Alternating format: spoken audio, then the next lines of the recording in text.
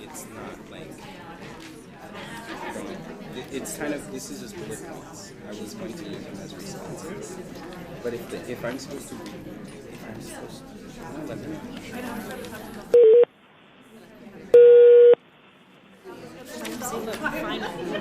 me know. Maybe shoot them to me. But you can't see the yellow. See if it's the same. The yellow didn't come out. So let's press that. 8, 3, If you shoot this to me, I would.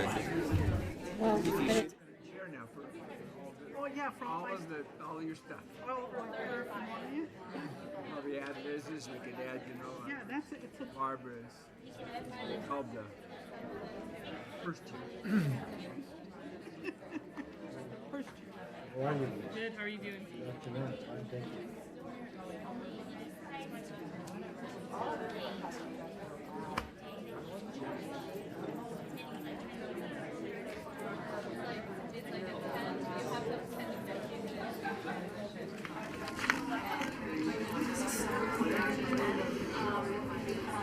David, so Peggy has a change in the minutes on the November 21, so I haven't had a chance to look to see what, she said that it says that she was on the phone, but she was on the phone and then arrived in person, so we'll have to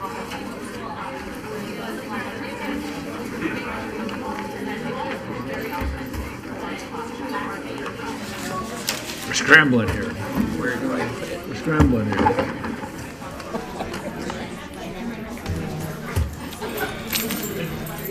We could tag team. You could read the yellow parts, and I can read this cool stuff.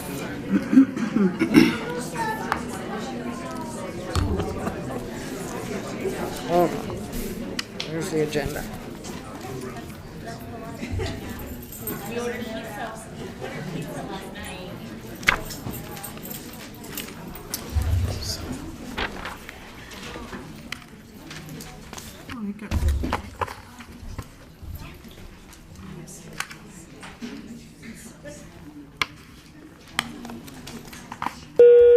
Agenda. Massive. So this is November That was my 20th. code word We've for got a couple of massive. corrections. Well, I had to say. So also the November 20th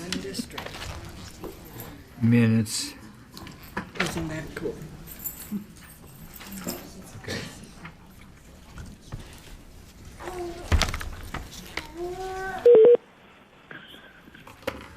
Okay. Y'all are quiet. I don't even have to bang the gavel. Let's get it moving. Okay.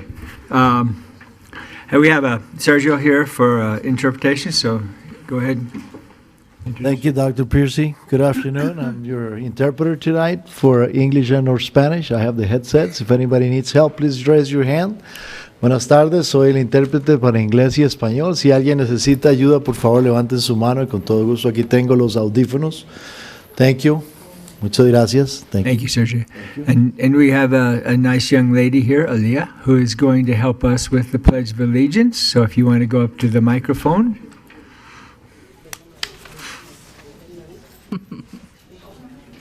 Yeah. Maybe not. Yeah. Mom can do it.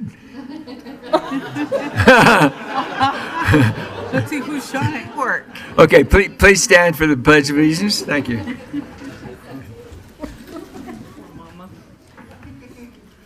I pledge allegiance to the flag of the United States of America and to the republic for which it stands, one nation, under God, indivisible, with liberty and justice for all.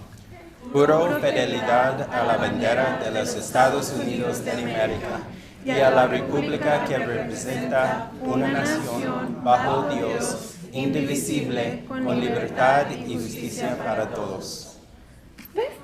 Thank you. May be seated.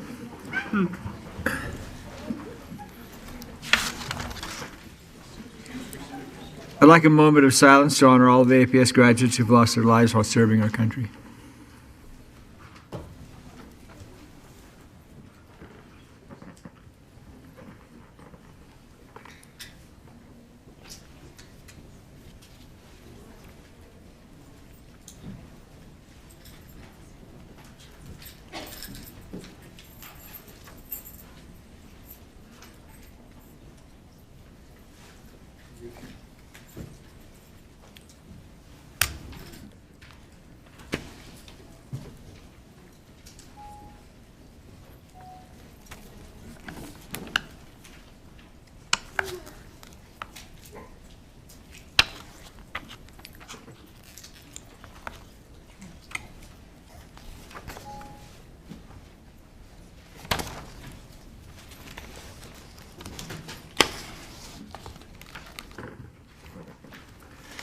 Thank you. Could I have a roll call, please?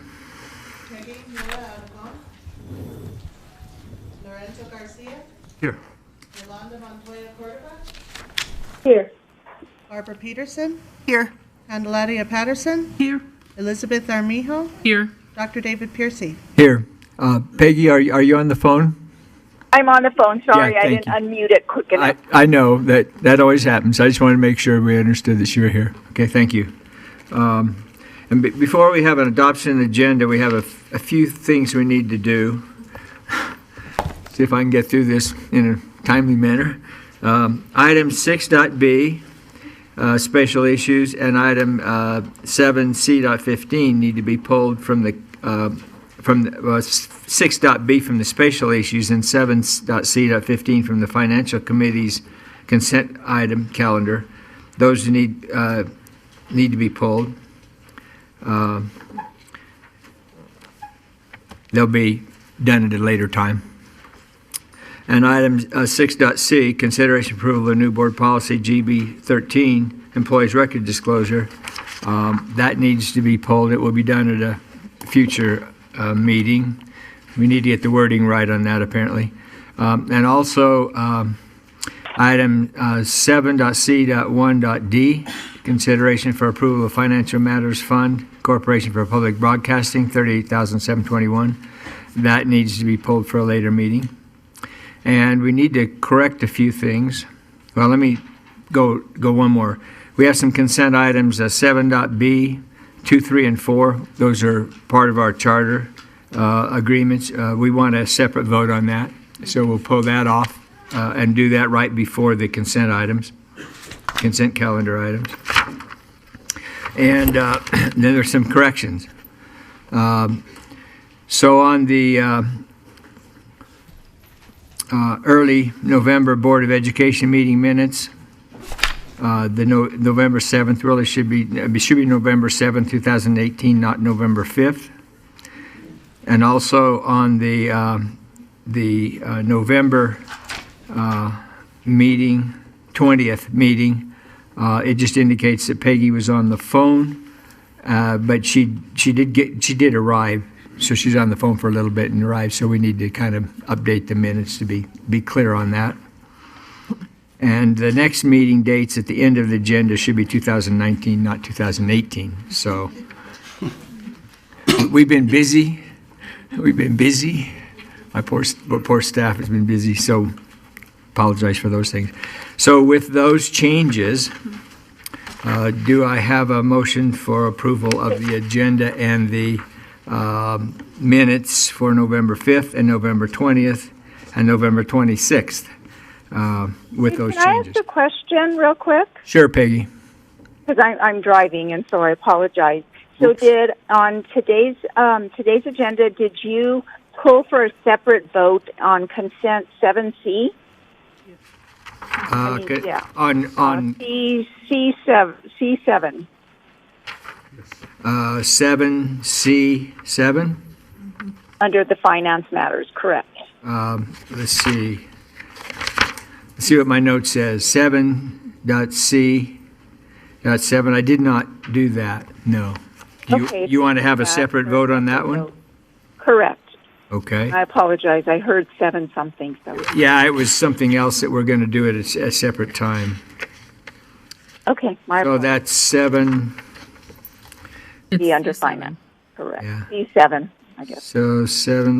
Let me write this down so that I actually get it on my calendar here. 2, 3, and 4, and then 7.C.7.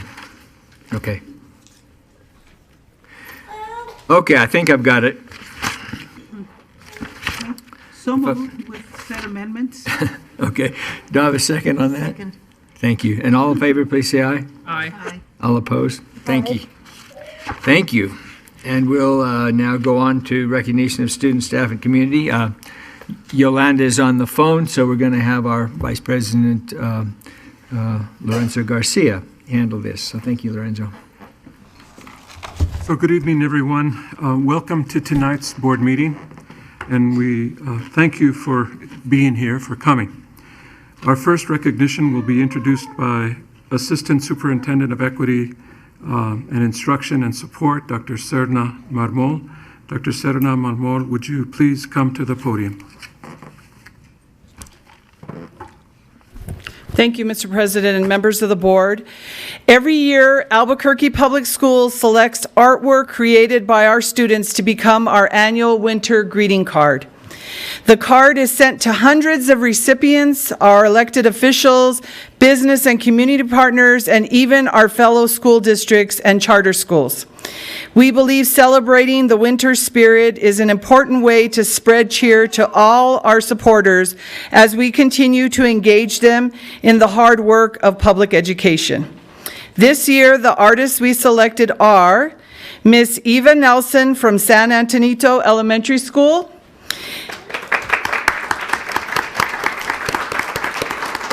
Miss Aaliyah Reyes from Ventana Ranch Elementary School, and Miss Julia Strickland from Roosevelt Middle School. Tonight we are revealing their artwork. Would each of you stand by your artwork so we may reveal it one by one? So will the three of you come up, please?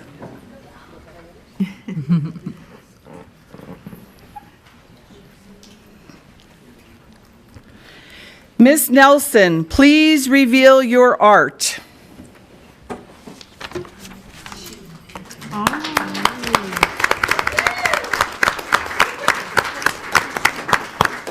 Miss Reyes, please reveal your art.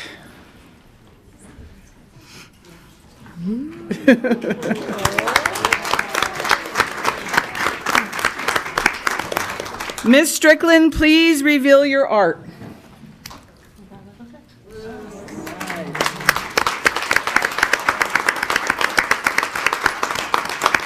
Would the friends and family and principals of Miss Nelson, Miss Reyes, and Miss Strickland please stand up so that we might greet you?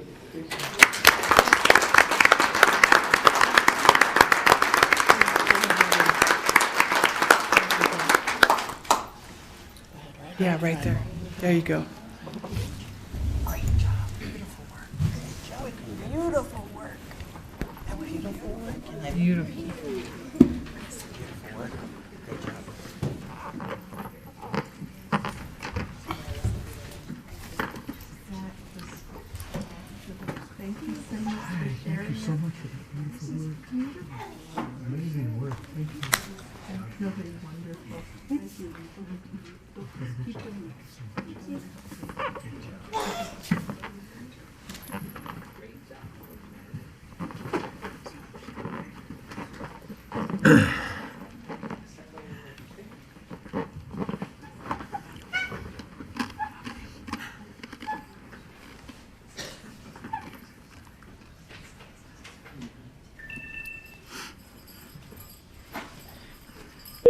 Thank you for sharing your gift of art with us. So many people in the community will enjoy your artwork. Thank you so much.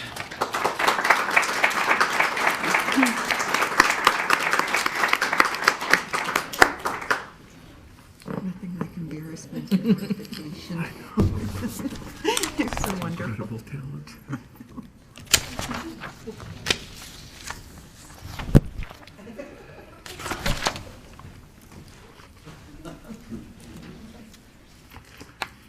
Instagram.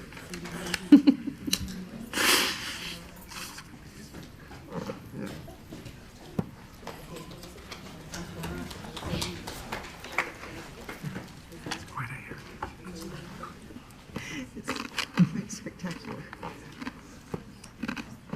It's much a work of art. Thank you all. Our next recognition will also be introduced by Executive Director of Board Services, Brenda Yeager. So tonight we are recognizing several of you all, our board members, who recently received awards from the New Mexico School Boards Association. President Dr. David Piercy received the New Mexico School Boards Association Exemplary Award. Board member Candelaria Patterson received the New Mexico School Boards Association's Exemplary Award. Board member Peggy Mueller-Aragon received the New Mexico School Boards Association's Exemplary Award. Board member Barbara Peterson received the New Mexico School Boards Association's Exemplary Award, and board member Yolanda Montoya Cordova received the New Mexico School Board Association's Leadership Achievement Award and Exemplary Award. Congratulations to each of you.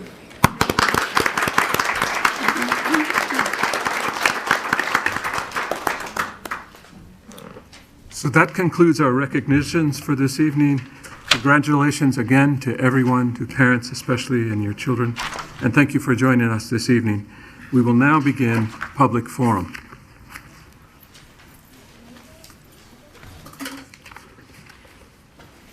So whether you are here with the request for the Board of Education to consider, to provide information, or just see how the Board of Education operates, welcome.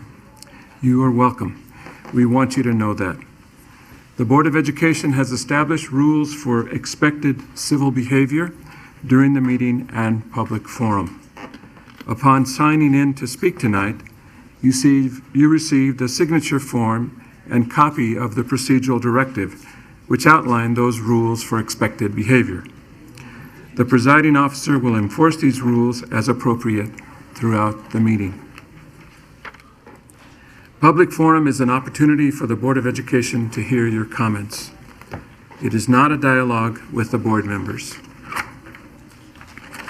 So tonight, it looks like we have 18 speakers. All right.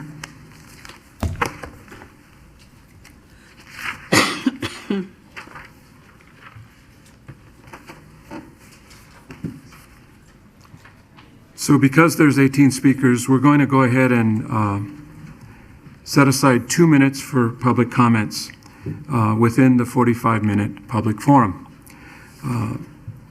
The time that you have remaining to speak will appear on the screen in front of you. At the end of that given time, please complete your sentence quickly so that other speakers will have a chance to speak. You may not yield your unused time to another speaker. You're always welcome to submit additional comments to the board in writing if you are unable to convey your message or you are not able to speak within the 45-minute public forum. So I'm going to call the first 4 speakers, see if I can get their names right. I think this is Florinda Jean Mahudi, it's the first person. Second person is Wesley Sinqua. Third is Thomas Colbert. And the fourth is Nicole Shaw. Okay, so let's start with number 1.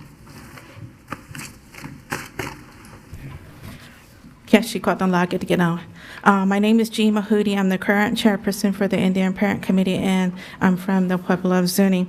I have a son attending APS. I and some of our Native parents are here to present a resolution that the Indian Parent Committee passed on December 13, 2018, which references 5 goals that were identified by Dr. Daisy Thompson, Director of Indian Education, the APS Indian Education Department, and parents through annual surveys through over a number of years. Copies of the resolution and the 5 identified goals are available for you as handouts. Also, a copy was given to the superintendent, as we know she's not here right now. Our request tonight is for the 5 goals to be included in the 2019 APS district plans being submitted to the state legislators. This is our method for getting our voices heard and for getting included in district plans. These goals were presented to ACOMA and First Lieutenant Governor Concho, presented as a priority item during the government-to-government meeting in November.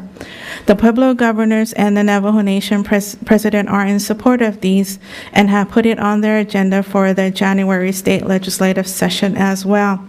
Now, we ask for the support of the APS school board.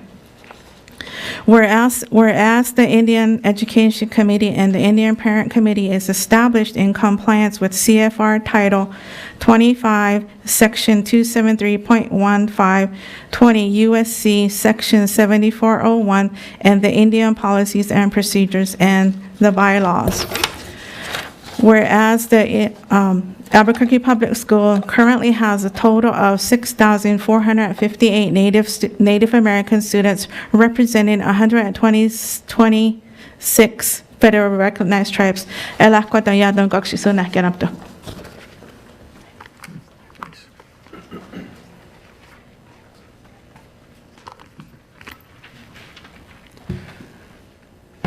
Thank you, board members. My name is Wesley Cinqua, and I'm from the Pueblo of Laguna. My daughter attends Hubert Humphrey Elementary. Whereas the Indian Education Department in APS has a total budget of $1.9 million, of which $298,511 is operational funds, and $1.6 million are federal funds through grants. Whereas the Indian Parent Committee and the APS Board of Education have an updated Indian parent policies and procedures dated June 25th, 2018, which states the following.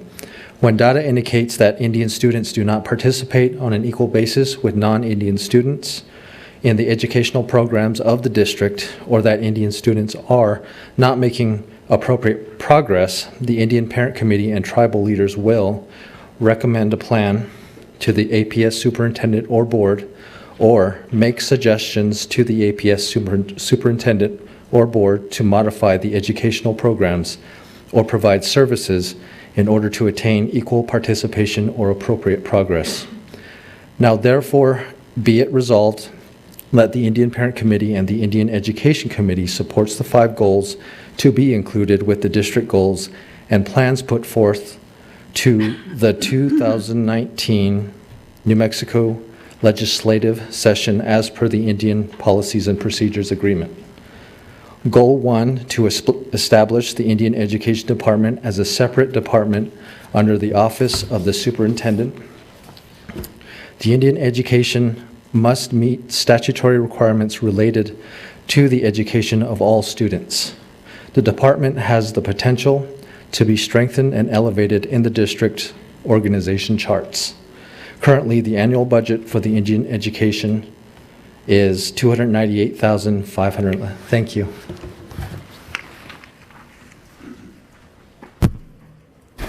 Hi, I'm Thomas Colbert. I actually have 5 kids that are attending Albuquerque Public Schools, and I appreciate your time.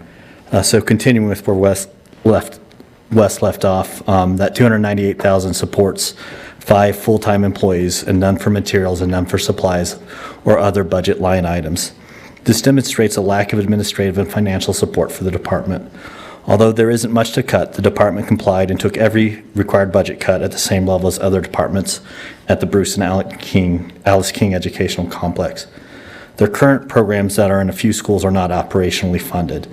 Native American educators are often informed that Native American students have the lowest graduation rates, the highest dropout rates, the lowest academic achievement rate, and the highest rate of absenteeism, yet the current programs offered and supported for Native American students in the district are not adequate. I'll move to Goal 2, which is to establish an APS Indigenous Education Training Center with appropriate district funds. The training center will house programs, instructional materials, serve as a site for training for teachers, community, and other stakeholders, classrooms for day, evening, and summer courses. The center will also serve as a meeting site by staff, community, instructors, parents, and students. Every year, a location is sought for the Indian Education-sponsored summer programs. With this building, the search will not be conducted because the center will house the programs. The center will also serve as a gathering place for Native American events and activities. The center will be used by researchers, local and national, to conduct seminars for APS staff. University partners will disseminate information about their latest research with community members and staff. Higher education professors and instructors will teach courses related to Indigenous education, and Indian education teachers will teach courses needed for scholarships from students' respective tribes.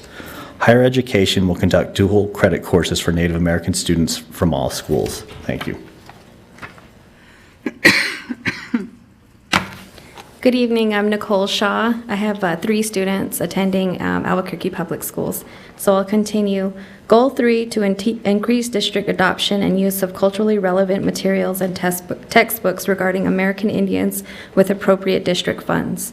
Each year, the district adopts textbooks for various subjects and grade levels. Due to staff capacity, the Indian Education has not participated in the review of textbooks. The Indian Education Department needs a designated educator to fill this role as the district moves forward with each new adoption. District reviewers do not review for cultural equity in regards to Native Americans and ethnic group representation when they perform the reviews. Representation of equity for marginalized ethnic groups such as Native Americans is important in textbooks that the district adopts for use by all students. Resources for literature related to American Indians is necessary for use by teachers as they teach about specific topics and content. Books relevant for tribes in different parts of the nation is also needed. Funds available to purchase books are not accessible to the Indian Education Department. Books available in the department resource library are purchased by federal grants. Another need is technology and equipment in addition to software for the few Indian education programs available in the school. Often, the federal grants that are awarded each year for Indian education programs cannot support technology equipment. Albuquerque is rich in multicultural community experts who can be utilized as resources in schools.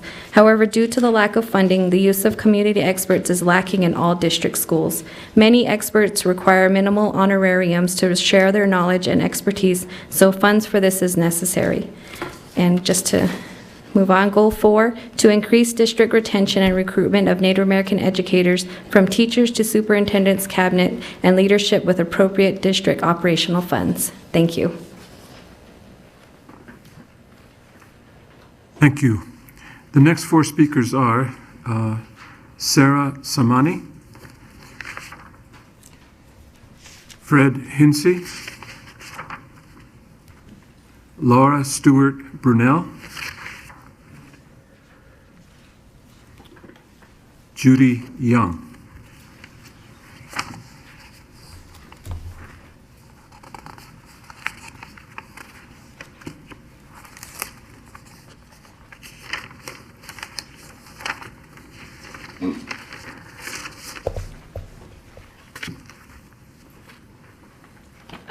Hi, my name is Sarah Samani, and I just wanted to comment. I know that you guys are considering or probably putting forward a K-3 retention program, and I wanted to just admit my disagreement with that. So, because it's not evidence-based, and there's not research to support it, or historical support for it in other schools around the country.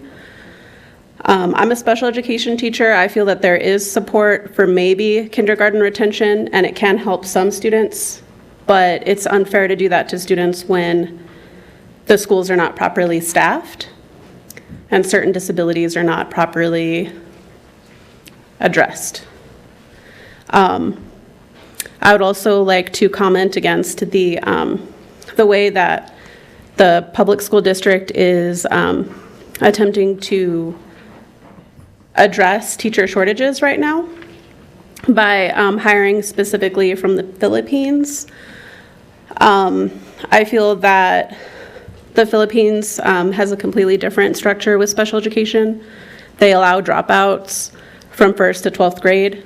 It's an autocratic government with some authoritarian ideals, and that if we're going to be bringing in students, it should be culturally relevant, maybe from Mexico or Central America, or if they're coming from Asia, they should come from countries that perform well with teachers who have better track records like Singapore or Hong Kong. But the Philippines is known to have a much worse education system, and so pulling teachers from there, I don't feel is truly effective. Thank you.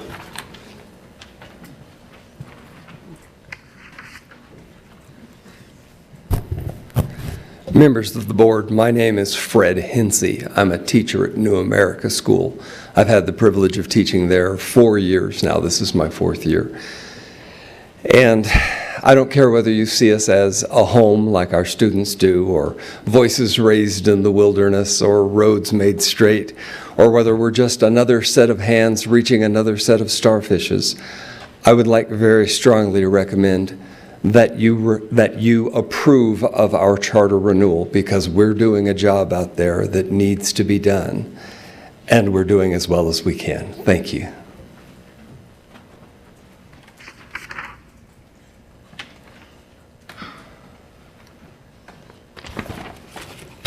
Hi, good evening. My name is Bayego Chiwigesh, which translates to Lauren Stewart Brunel.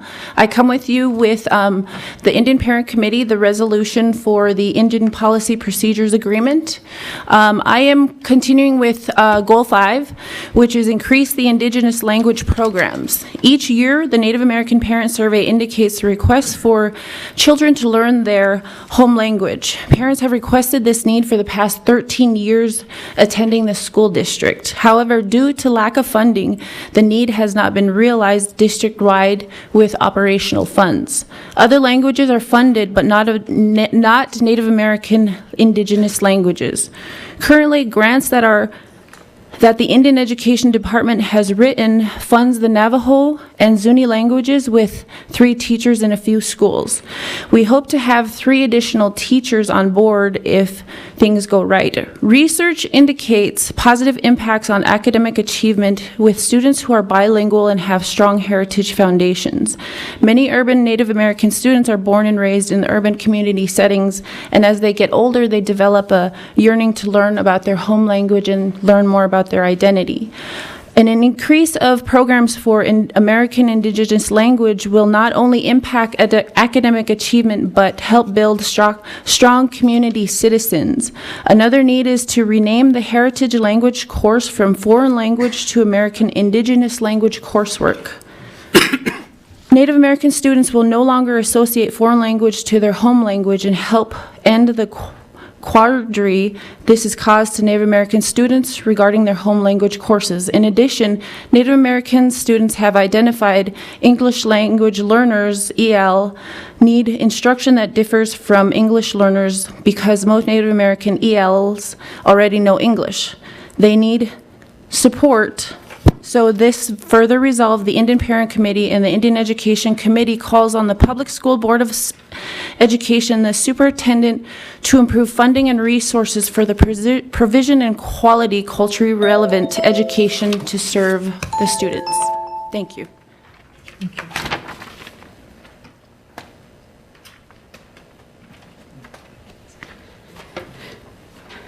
Hello, my name is Judy Young, and I'm a retired secondary education teacher. I have a master's from Columbia in education, and I have worked with children at every level all of my life.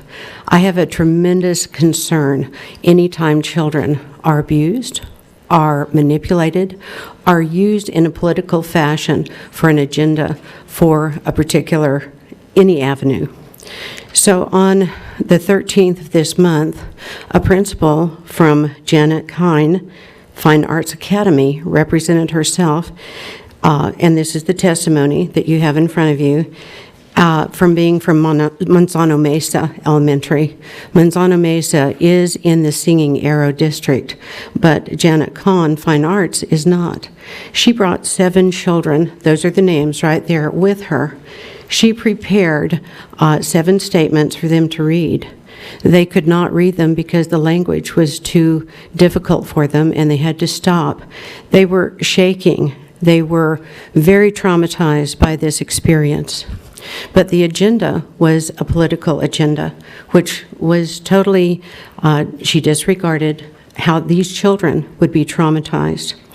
Everyone in the room at this hearing, this was a legal hearing. These children had to be sworn in. Their parents were not present. We don't know if their parents knew that when they would be going on this field trip, if they knew the ramifications and the legal ramifications for their children speaking at a forum such as this. They were sworn in, and they were told that there would be legal ramifications if they lied. They didn't know whether they were lying or not, because they were reading from a document that the principal had prepared for them that they couldn't even read. They were shaking, and when they were sworn in, they began to shake even more because they didn't know why they were there, really. The general guidelines for such an activity like this is right there. So if you can read that and protect our children. Thank you. All right, our next folks to speak are Elena Estrella,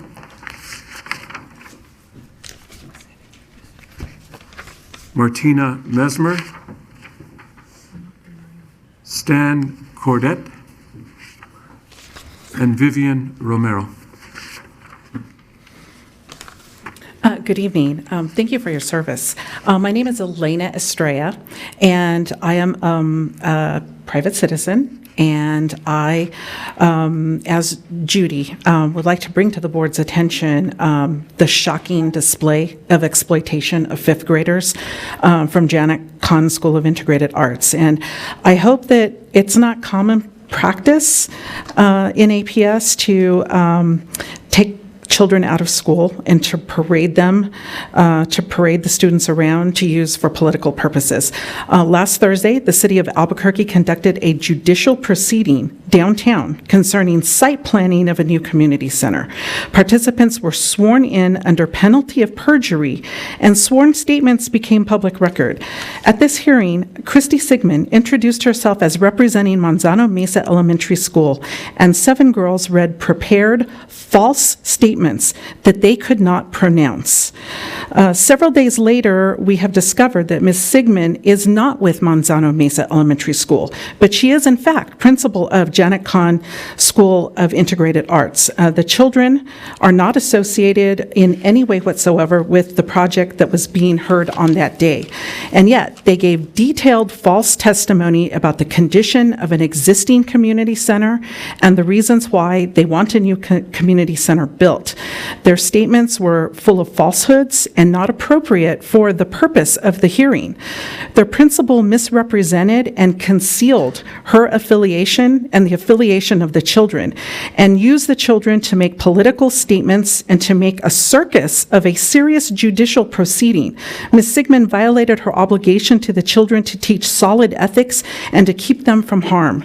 The community that participated are all appalled by this manipulation and abuse of children, and we hope that the board takes this type of exploitation in the schools seriously.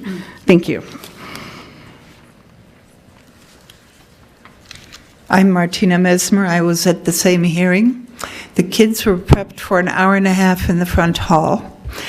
They spoke about, well, first of all, they do not attend the center they were speaking about, are physically not near there. And yet they spoke of there's mold in the walls, there's water in the ceilings or on the roof. This was given to them and they knew nothing about it. This should not be paraded at a hearing that's heard by a commission of the city in a political matter. I would look into this and see why these children were put through this. This prepping in the hall that I observed was really strange. They also said they were speaking for others who couldn't speak for themselves. They needed programs for the Spanish-speaking kids who hadn't learned English. The existing center already offers all that and only has 4 kids in the program. So they were voting for a $5.5 million, 15,000 square foot community center. They had no clue what they were saying. I think somebody needs to look into this. Thank you.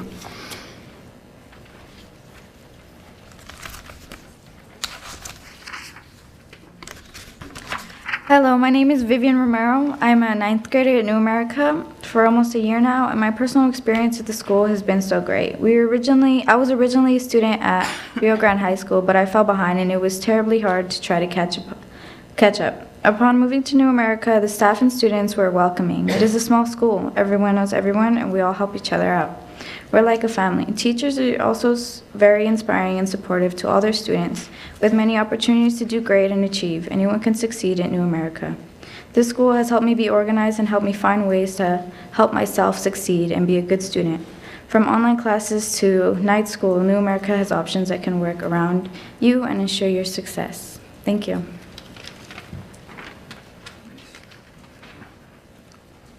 Okay, the next four are Fernanda Tena, Josephine Lam,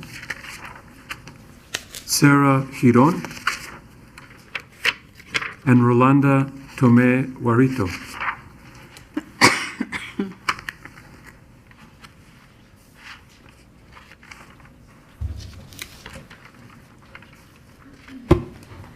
Hi, my name is Fernanda Tena and I attend the New America School. I am a senior and I attend the New America School because it has given me an opportunity that no other school has. I have a very great bond with all the faculty. We all know each other and help each other out, and they care about us so much. They always make sure we're good, and if we ever need help, they're the first ones to offer it. I have stayed at the New America School because I have finally found my place. I know that it's just a school, but to me it is a second home. And it would really mean a lot to me if my younger siblings get that experience that I did, because I know the New America School won't let them down. I was in good hands and I know so will they.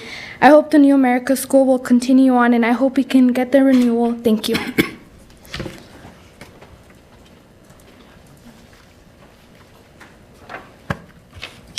Hi, my name is Josephine Lam and I attend the New America School and I'm a senior. And that school has been just an experience. I went there because I was low on credits and they welcomed me in the school my first year and they wanted me to be as involved as I could, and they just treated me like I was family, and they just helped so much.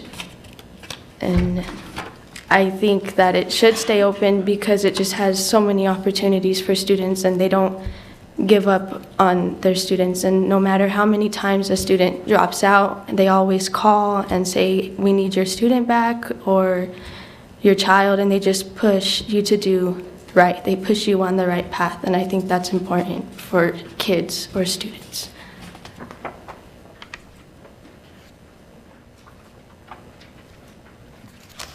Hi, my name is Sarah Giron. About 4 years ago, my son was attending Rio Grande High School with really good attendance and fell behind. And I searched and talked with APS and talked with Rio Grande and didn't really get anywhere. So I found New Americas after we went to a ton of different charter schools in the South Valley area and in the North Valley area. And finding them very comforting, warming, welcoming, everything, they were the perfect school. With my son attending there, he actually became a proud graduate on time in 2016. And I don't think he would have if we wouldn't have found them. And Josephine, my daughter that just spoke, again, was behind on credits a little. She had a slight problem with attendance there, and they got her on track. She had perfect attendance awards with the school many a times and was recognized many a times. And I think that's something that draws kids in. And without them and their focus on the kids, and like she said, the support that they give the kids, the calling the parents and saying, hey, are they sick today, or you know, anything, they wouldn't have made it. And I think, just as said before, without the school, there are going to be so many kids missing out on it if you don't let it continue. Thanks.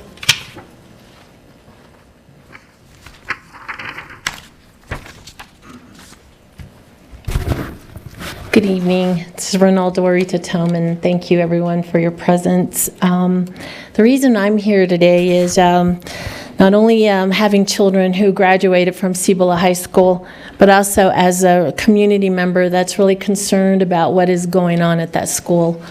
I, for one, stand for our children to be able to be in places where they're protected, safe, so that learning can happen. And right now, I know that there are particular incidences that are occurring at that school where there are divisions and lines being created between staff and students to choose sides. I think that we have to come down to a place where we recognize that as we create safety plans for these children that are involved in that incident concerning the teacher with Cibola High School, that we also have to remember that these safety plans also need to include the children, but also the school itself. You know, because I feel that as the activity of other parents who have been here and the anger that has resulted in the divisions that have come to play, that our children are now experiencing those divisions. So we need to recognize as adults how we're also taking advantage of this system with our own anger and our own wounds and rehashing this so that our children are not feeling safe and also that they're being told to choose a side. And I think that's very unfair. I, for myself, that I'm an advocate for our children with disabilities, and I always feel at times that those kids are put under strenuous pressure, but I also know that children of color are being held to that same ground, and I feel that that's very unfair. So I'm hoping as a board that we look at not only the conditions of what's going on, but we also look at how we're causing the divide too and not doing anything about it. Thank you. Thank you, Ms. Ronaldo.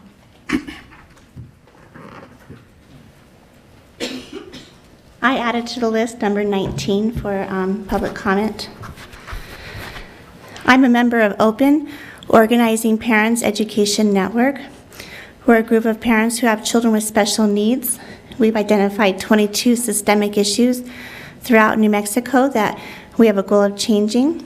I'll give my contact information to you in just a minute. So we have invited each of you to attend one of our meetings that we've had every Thursday night this entire year, 6:30 p.m. at the State Bar on Masthead. And contact information so that you or anybody in the audience who would like to come check our group out and see what we're up to is nm.open100@gmail.com. Our intention is to have 100% of schools in New Mexico be abiding by the IDEA so that our children are served. So Dr. Ross Green was a consultant hired by APS about 10 years ago, and he gave some very specific advice to what needed to happen within our school district so that our children could be safe and educated, even children with disabilities. He's now created a documentary called The Children We Lose. TheChildrenWeLose.com is where you can find more information out about this documentary. We are hosting a screening on January 5th at 10 o'clock at the Guild Movie Theater. We do not have tickets available. They're not for sale, so it's first come, first serve. The information presented is not for children to view. We want to refer to the unfortunate tragedy that happened in California regarding a 13-year-old, and we would like to make sure that doesn't happen here in New Mexico. So we are creating awareness to the special education environment and culture, so we hope that you'll consider coming and come early. Thank you. And our next speaker is Connie Vigil.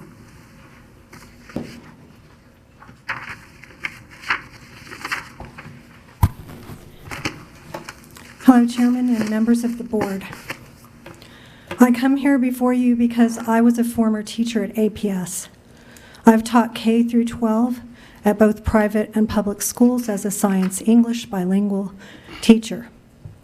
I attended the meeting this past week at the Plaza building, which is the city building for planning. I was appalled that Principal Christy Signos stood in the hallway because I attended that meeting from 8:30 to after 12:30. That's how long it took for the 80 or so people in the residence of Four Hills to stand and wait to be heard at a community meeting. Those children were in the hallway. I know for a fact they had no lunch. I know for a fact they were standing the entire time. I, as a teacher, immediately felt the bristles on the back of my neck because I felt that was a misuse of their time. There were only 7 students. I know that as a teacher on field trips, that the whole entire class should have been included, and it was nothing more than a manipulative effort by that principal who misspoke, who misrepresented, and had those students read pre-written documents that the students did not even read. They did not understand what was going on. And I would highly recommend that that principal be disciplined and or fired for her activities. because I know this is incorrect. It was not only not fair to the students, but it put the adults in the audience at a warning that this is what's happening in our public schools, that students are not properly being taught ethical reasons for making a statement. I have nothing against students coming up and stating their opinions, but that was inappropriate, and it was not a proper use of the students' time as they should have been in school being educated. Thank you very much. Well, thank you all. That concludes public forum. The board encourages you to stay for the entirety of the meeting if you can, so you may listen to board member comments before we adjourn. At this time, only at this time, may your concerns be addressed at the discretion of each board member. My apologies for interrupting, but I'm not sure if I heard my name, but... No, I did not have your... Number 4. 17.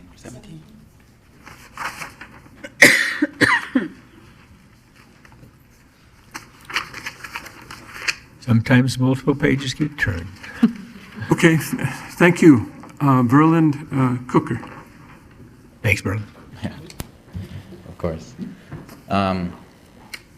Well, I suppose I'm here to follow up on some things. You guys had made some promises the last few times that we had interacted, partly on instituting some sort of policy change for the way these meetings are set up in terms of public forum, or some sort of actual community meeting. I haven't seen anything publicly in terms of any efforts to make these changes or to set up a meeting with the Indigenous community. But one thing I do sort of think that the school board specifically does need to understand is what exactly is racism when it comes to these sort of meetings.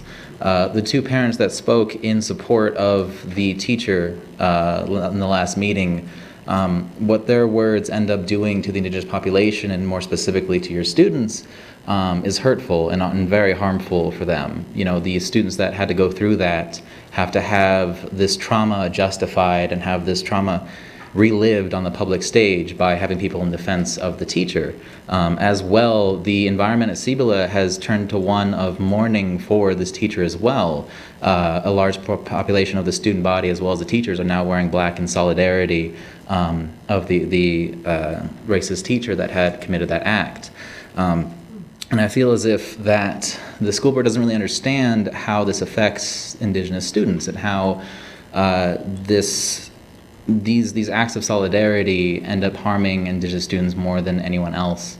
And there needs to be a discussion with Cibola and the school board and the Indigenous community, the students affected, and the parents as well, to discuss and actually understand and come to some sort of agreement on this being an act of genocide and an act of racism, because very clearly there is no understanding of what any of those words even mean. For Indigenous people, genocide isn't something for the history books, it's actively happening. We have instances as recently as 2017 of forced sterilization. You know, these things aren't something that can be ignored. And there's just a lot of follow-up that I'm going to need from you guys in the upcoming meetings. Thank you. Appreciate you catching that and stepping forward. Hello, I was skipped as well, so I came here to represent New America Charter School for the school renewal, and I just came to say that without New America, I wouldn't have a second shot in life and a second opportunity as well. I'm a 21-year-old who dropped out of high school, and there wasn't many options for me, so New America was one of the only options at the moment. So without them, I do not know where I would have been at the moment. So I really appreciate that they've been a great help. And I'm sorry, I'm really nervous. Don't be nervous. Just look at me. That'll make it worse, but. I hope I make it alive out of here. Okay, so yeah, I am really thankful for the school. They are amazing. The staff is always encouraging me to pursue my life goals and dreams, and it's something I never had. Now I do, and I'm really motivated and eager to learn every day, and I'm really thankful. And yeah, I hope the school gets renewed. Thank you. Thank you. Thank you. That was really brave of you.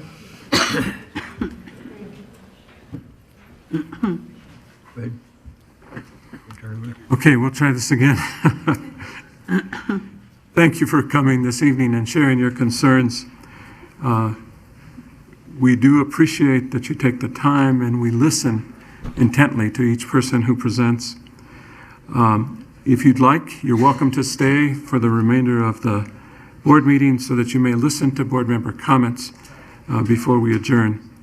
It's only at this time that your concerns may be addressed at the discretion of each board member. Thank you for your input. This concludes our public forum.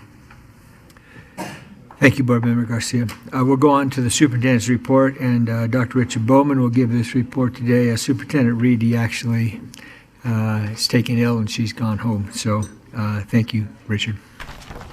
You're welcome. Thank you, President Piercy, board members, community members, and staff. The superintendent has prepared a follow-up report for our next meeting on our continuing efforts to make Albuquerque Public Schools a place where all students feel safe and respected. As we head into winter break, I wanted to highlight a few of the amazing things happening in APS. The clothing bank and supply barn have been busy. They have filled and given out 480 complete supply kits to elementary students, 532 complete supply kits to middle school and high school students, 1,650 boxes of colored pencils, 392 scientific calculators, 1,936 composition books, over 1,062 dry erase markers, 7,935 number 2 pencils, 3,039 packages of pens, 2,789 spiral notebooks, and 1,012 backpacks. School supplies and clothes are needed all year. You can see the donations needed on the APS Clothing Bank webpage on aps.edu. Schools are trying new things to boost attendance. For example, Lew Wallace Elementary School modified their Wednesday schedule, which was their day with the lowest attendance. They now have formed enrichment groups for Wednesdays.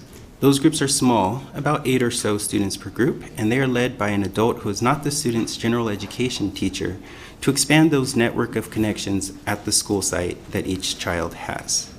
Those enrichment groups help to foster connections through the exploration of diverse interests and are being favorably responded to by both students and teachers.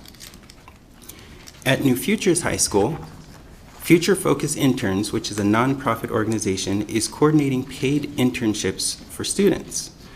Students must go through an application and an interview process, and at a recent interview workshop, over 60 students participated. For community schools, APS recently received a shout out from the Washington Post. The article was about community schools and shared that 23 of Albuquerque public schools are community schools. They described a few unique services provided for low-income families, such as job training for adults and English language classes. The article also mentioned that Albuquerque is lobbying the state to go further, pressing officials to provide money to help districts establish more community schools and fund services like full-service health centers. I wanted to say thank you to Dr. Muir for raising APS's efforts in community schools to the national level. Thanks. I wanted to end the last superintendent report of the year by sharing a video hot off the press from the communications department. The video shows some of the extraordinary things the APS community has done over the last few months. For example, Painted Sky Elementary School, Early College Academy, and Dennis Travis Elementary School hosted food drives resulting in thousands of pounds of food for families in need. The Mitchell Elementary School planted trees. San Antonito Elementary School students composted food waste to help the environment. Mission Avenue and Tres Volcanes Community Collaborative School students were encouraged to write what they will do for somebody else on hearts. The Bulldogs at Albuquerque High School adopted future Bulldogs for a day. The New Future Service Learning class hosted a toy drive, while S.Y. Jackson and Truman Middle School students collected more than 350 coats. Manzano High School made more than 300 lunches for the homeless, while La Cueva High School choirs caroled at a nursing home. Georgia O'Keeffe Elementary School and Dennis Chavez Elementary School held sock drives, and Mountain View Elementary School students and staff made cards for the troops. Tony Hillerman Middle School made care packages for first responders, and this is just to name a few of the amazing acts of gratitude, and it's really just a great kind of example of all of the things that folks here in our district are doing every day. That concludes the superintendent's report. Thank you, Richard. We'll go on to special issues. The first issue is consideration for review and approval of the 2019-20 traditional alternative K school workday calendars.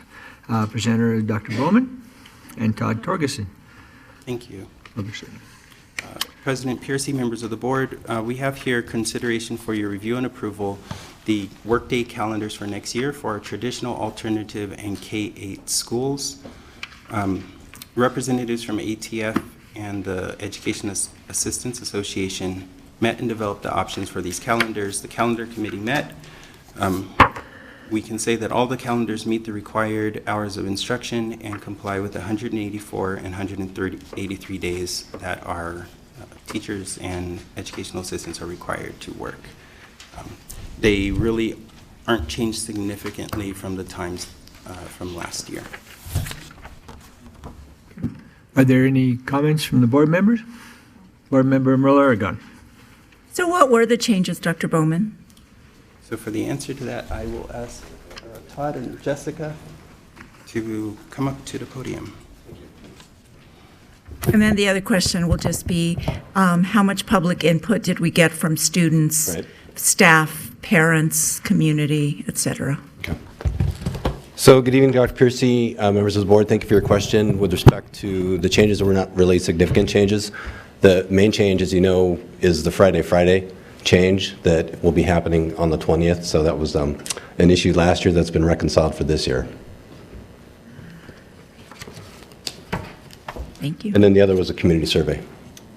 I know it went out to all employees in the employee perspective, and we have it right here.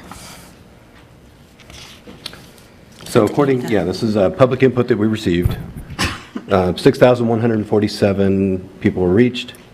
There was a number of different clicks on the website, 2,368, so a lot of this is coming from Mrs. King, so I'm kind of reporting some of this information for her. They sent out to 80,000 families via newsletter. There was also our prospective employee newsletter that went out. So there's a number of different ways in which we're communicating this and getting this feedback back to the committee. And I want to thank Ms. Armijo for being on the committee as well. You went on my Facebook too. So. Hey, there you go. See? How many clicks? 1. All right. Thanks, Jessica, for taking care of that. Thank you. Any other questions? Any other comments? Yes, Board Member Peterson. One quick question. I know there's a separate contract for the 3 MRI schools because of the additional days that they have. And one of the things that I've heard from them is that they might like, and I don't want to speak for them, so this is just kind of throwing out the possibility. Can they have some flexibility for how they work in their professional development days? Because I know I have heard some comments that they might find it helpful to be able to put them interspersed through the year instead of front loading them. So I'm just wondering if there'll be the We'll have an answer for you shortly with Dr. Blakey. Some flexibility. Dr. Piercy, Board Member Peterson, members of the board. The MRI schools are in the process of looking at what's working and what's not working. And I believe the time you're referring to is the SQT time, which is the 1 hour. And right now the schools are playing around with that. So, for example, Whittier is doing more professional development at the beginning of the week, and they're being a little more organic with it. And I know Hawthorne is pretty strict in like, this is what we do every Monday, every Tuesday. So we've internally given them time to move that around as needed, because it's not directly connected to the calendar per se. It's an extra hour of time that they're able to play around with what they do with that time. Thank you. Board Member Yolanda, do you have any comments on the phone?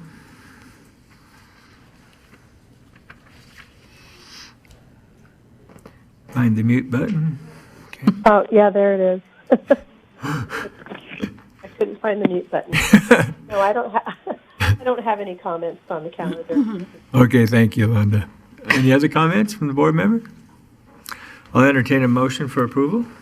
So moved. You have a second? Second. All in favor, please say aye. Aye. Aye. All opposed?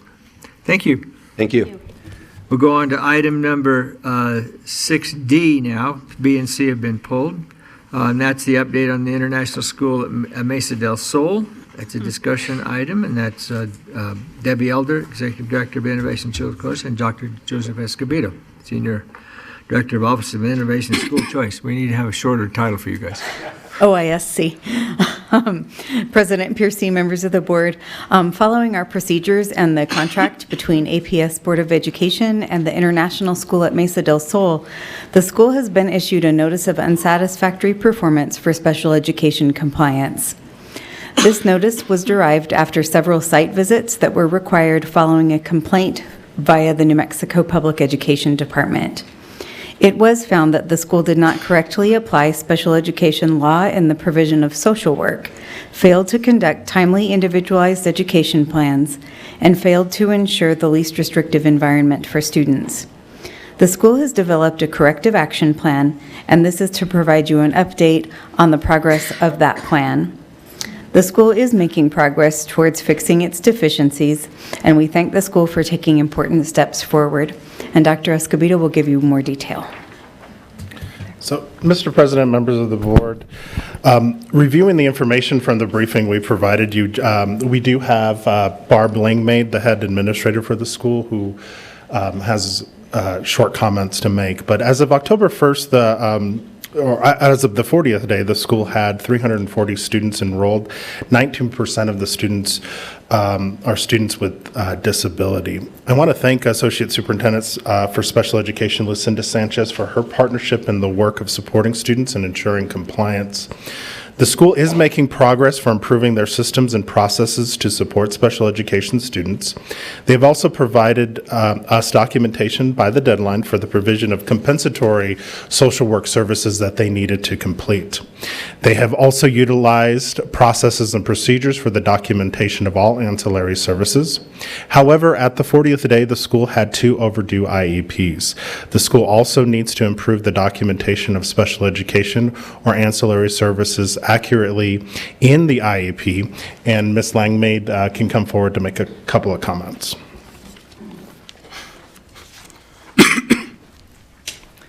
Good evening, Chairman Percy and members of the board. I stand before you today to update you on the corrective action plan, which we received in September of this year. As I stated in October, I took ownership of the past, and as a team, we have worked hard to improve our special education department. With me today is my social work department chair, Ileana Garcia, and a member of our governing council supporting me as well. Know that we have taken this directive seriously, and we have completed all of the required actions to date. We've made contact and met with every student who was owed compensatory services, meeting the required PED deadline of October 31st. We have revamped our process for documenting contact logs for all of our ancillary service providers so that the mistakes of last year will not happen again. As of today, we are 100% compliant with our IEPs and revaluations.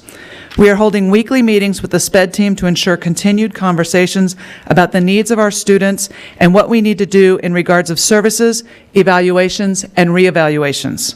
We are also looking forward and have already planned and scheduled IEPs and reevaluations which are due in January and February.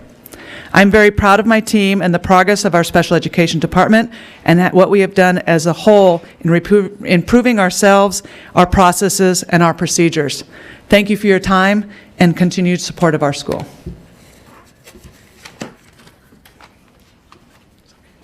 Are there any questions? Any board questions? Board member comments? Board member Miller-Oregon. So on page 50, on the enrollment count from kindergarten to 12th grade. So when I added those all up, that was as of the 40th day, and it was 324 students. But on the next page, it had 340 students, which is also what Dr. Escobedo said. So I just want to understand We the added a pre-K discrepancy. program this year. We're one of 3 charters, I believe, that have a pre-K program, and we have that was in 16 pre-Kers. Okay. So we are pre-K, 4-year-olds through high school, 12th grade, 18 years old. Okay. And then Yeah, I was just, I know. I was kind of looking at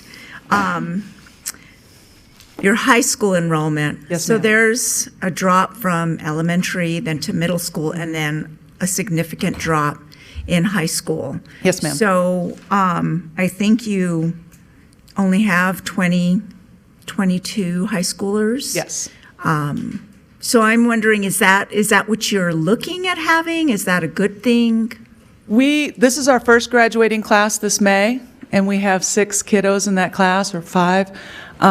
We have had difficulty with that jump from the middle to the high school because as our kids have stayed with us from K through 8th grade, a lot of them are looking for something different as they go into high school, whether it be sports, whether it be dance or other activities, or larger schools where they can find more variety. And a lot of times we end up having kids come back to us that have left us, a lot for the reasons that the students shared with you from New America, because we are that small environment for our high school students. And so as a school of choice, that's where we're struggling with that high school. But our high school kids, like the students that spoke to you from New America, are being successful, many credit recovery, and trying to find that home and that environment where they can find that safety and security to garner their high school diplomas. And then I believe I read that there was 15 teachers that were working with special ed children. So are they all certified to teach special ed? Is that correct? I have 4 licensed special ed teachers. I have 2 licensed EAs working with special education. And then we have full-time and a half speech language. I have a part-time physical therapy, part-time occupational therapy, and 2 social workers. Okay. And then I know in the corrective action plan, I think there were some services, some students that were owed services. So have those students received those services then? Yes, ma'am. There were 27 students that were owed compensatory services, and that we met and contacted every single one of those parents. Every one of those parents except one waived the services, and the one student that did have the 30 minutes of compensatory services has been received. Okay. So they waive services for different reasons? Yes, ma'am. Several of the students are at different schools now, and so they felt that they didn't need those compensatory services. Students on our campus, the parents felt, I had, quote one parent, "My child has grown, met the services needed, and no longer needs that back service." I'd say all of those students are still continuing to receive services. They just didn't receive the back services from the owed years from last year. Okay. So that shouldn't happen again because of your corrective action plan. And then I just am curious about, I was looking at your school grades, and so you had C's the last 3 years, and then last year it went to an F. So You were half a point short. I'm calling it an F+. Yes, we did drop. We had some turnover with staff and some other areas. It was my first year as the lead administrator, and a learning curve as well with that. And we have put in place the full iReady curriculum, which I know you all use for short cycle. We adopted the full curriculum for our staff and our students, and we've already seen great gains as far as our initial assessing cycle in August to our mid-cycle that we've just completed today. I wish you well. Thank you. Any other comments from anybody? I have. Board Member Patterson. With regard to your social services, you say according to this, you contract for social services? We have 2 social workers that are on our staff. We contract speech language, OT, and PT. Are those the ones on your staff, or are those the ones you contract out? The speech, OT, and PT are contract, and they're all from BMSI, which is bilingual, multicultural. It's a contract service. I can't remember the acronym, I apologize. Okay. So is there consistency with those particular social workers within Yes. your school? The two That social those are the workers- same people that come? Yes. Year after year? Our speech language provider has been with the campus, I know, for 3 years. Our OT has been with us for 4 years. Our physical therapist is our second year with us. Our social work team have been with us for 3 years. And in fact, Ileana, who's sitting here, was an intern with us from Highlands University.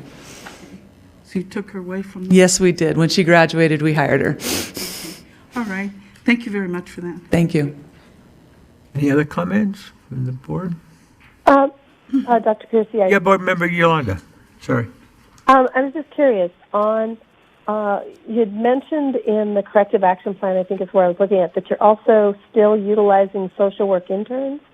How many interns are you running at the school, and how does that play out in terms of like making sure that there's adherence to like the plans or the fidelity of what's going on with each of those students? Thank you. That's a great question. We have 4 social work interns, all from Highlands University. We've been very successful with student interns coming in because they work with groups of students. Some of them are assigned to some of our special ed students, but those are the students that are in their last year of their master's program. Many of those students work with students that are in our SAT process, as well as our general ed population, because we know that all of our students need support at one time or another. The students were all trained, the interns, I apologize, were all trained by supervising social workers.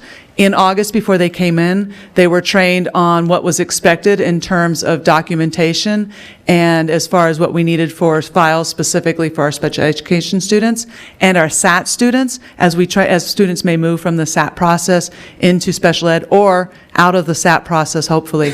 And so the interns actually all are on campus at least 2 days a week, and they started approximately a week after we did. They did have this week off, but we only had a 3-day week. Today was our last day. They will start back only 3 days after we start in January, and then they finish up right at the beginning of May, which it leaves us a little bit of a gap at the end, which our social work team picks up the difference on that. Okay. That's my only question. Thank you. Any other comments? Thank you for the briefing. Thank you very much. I think this kind of illustrates a good collaboration with our own charter team and your team, and how you can really make good progress in terms of these things that come to us once in a while. And so, thank you very much. Appreciate it. And I thank for the time and the money that you've invested in this department, because these guys have been invaluable, and I appreciate them. Yeah, thank you very much. Appreciate it.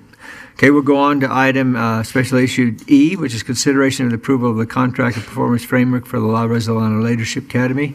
Debbie Elder and Joseph will also present for that. Mr. President, members of the board, we bring you 2 agenda items regarding La Rosalana Leadership Academy. As an introduction, a brief recap of events of the last year.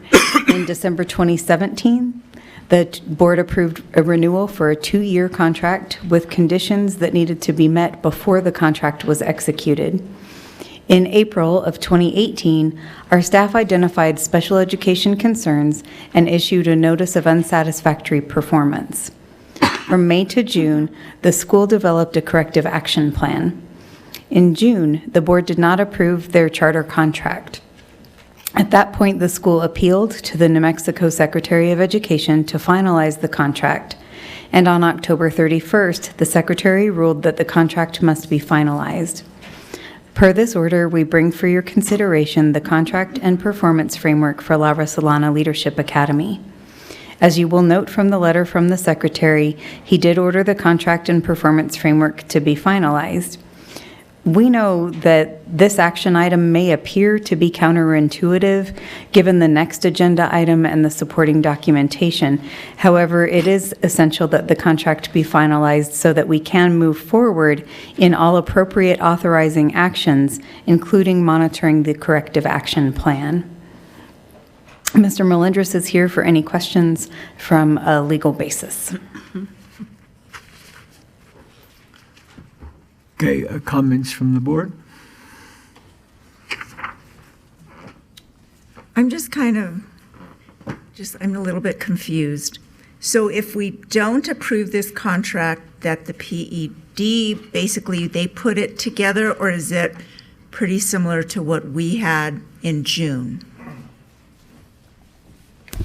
Mr. President, Ms. Mueller-Aragon, the contract that the Public Education Commission uses meets the requirements of the state law. It is not the same contract that we use. However, for simplicity and for compliance purposes, we are asking that you finalize and approve this contract. It does contain the same overarching language that includes corrective action plans, notices for revocation, et cetera, that we will be discussing in the next action item. So if we wouldn't approve this, then we couldn't go ahead with the next action item then? Mr. President, Ms. Mueller-Aragon, the school could seek remedy through judicial, go to court basically to ask them to finalize the contract if it is not approved tonight. Okay, thank you. Any other comments? So that was basically, I think, my question, but maybe just to hear it again.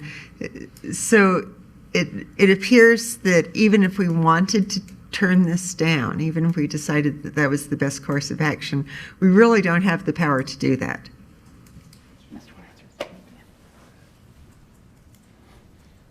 Mr. President, Board Member Peterson, in the steps that were taken before, when the contract was not approved, there was an appeal to the board, to the secretary, and the secretary said that we could not just not approve a contract.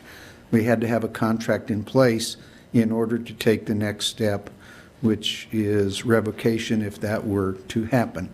And so while there may be some disagreement at this point, the directive from the PED is to approve the contract as is recommended by the administration. So much as I'd like to say something different, I think PED is pretty clear on what they insist happened tonight. Okay, thank you. Any other comments? My only comment, I guess, would be that I think the PED should have just simply said, well, you have a contract, go ahead and approve that contract. I don't know why they have to believe that they can put out their own contract. That doesn't make any sense to me. In other words, that's, again, another one of those overreaches of local control. I mean, you can say, you need to sign the contract that you have, and you sign the contract, but to give us their contract in some manner and then hope that that somehow covers whatever we're doing. I do know the performance framework is still there. I mean, that's the same performance framework. So I did have a little concern with that. But other than that, so I will entertain a motion for approval of this contract. So moved. Do I have a second? Do I have a second, please? Second. Thank you. All in favor, please say aye. Aye. Aye. All opposed? Aye. That was an aye. Is that correct, Yolanda? Yes. Okay. Yeah, I know that there's a little delay there with the mute button, but okay, thank you very much. Okay, we'll go on now to item number F, which is an update on the law resolution, Rosalana Leadership Academy. That's a discussion item, again with you two. Thank you, Dr. Piercy, members of the board. We are here to provide a cumulative status report of La Rosalana's corrective action plan that did begin in June. We've been providing you monthly updates on the corrective action plan and have committed to bring you a recommendation on the next steps at this December meeting, which we will do. As required in the school's contract, our office has monitored the corrective action plan implementation through monthly visits by special education and the charter school team that included reviews of IEPs, feedback on processes, and coaching to support La Rosalana in successful implementation of their corrective action plan. We have brought monthly updates to the board beginning in August. Following the board's request in November, a team of special education and Office of Innovation and School Choice staff spent 3 days at the school getting an update on their corrective action plan and comprehensively reviewing each student's individualized education plan. The team included our senior director, Dr. Escobedo, and 3 special education certified APS educators who are also administrators for the district. As you will hear from our update tonight, the school has not made adequate progress in implementing their corrective action plan. Students' individualized education plans continue to reflect the lack of attention to ensure that appropriate services are provided to students with disabilities. The comprehensive review of all IEPs revealed ongoing fundamental flaws that substantially impact services. As Dr. Escobedo describes the status of the corrective action plan, please keep in mind that statute and procedural directive outline 3 options for you as the charter school authorizer to select from. 1, you may allow them to stay open under corrective action plan, which would include ongoing monitoring from our office. 2, you may choose to suspend the governing council of the school and take over the governance of the school. Or 3, you may move towards revocation and have a revocation hearing. I'll turn it over to Dr. Escobedo for more details. Mr. President, members of the board, reviewing the information from the corrective action plan, and the document I'm referring to is entitled Overview of Progress and Timeline. As you will note, each condition which we have placed there in that document outlines the improvement areas that were identified in April and sent to the school with corresponding federal and state law statute compliance that needed to be done. As you will note, out of the 19 improvement areas, they have only successfully met 6. They remain out of compliance in 11 areas and have not made the progress that they need for us to take them off of corrective action. We have given them ample time to improve their processes, systems, and overall support of their special education students. The largest area of noncompliance is providing educational students for children with disabilities. The school has not made any progress on and are not in compliance in this area. Our role, clearly, is to support and monitor the special education corrective action plan that the school developed and we approved. On page 4 of this document, you can see the timeline that we have used to support and hold the school accountable. This does not include the tremendous amount of hours of time and support we have given over the phone, through email, and other communication opportunities. With the very small amount of staff that we have had to utilize other staff from the special education department to support us in this review of the IEPs and many other consultation across the special education department regarding compliance issues. Again, I want to thank Associate Superintendent Lucinda Sanchez, who has really stepped up and have gone above and beyond in providing support for this process and working with us to try to support the school to come into compliance.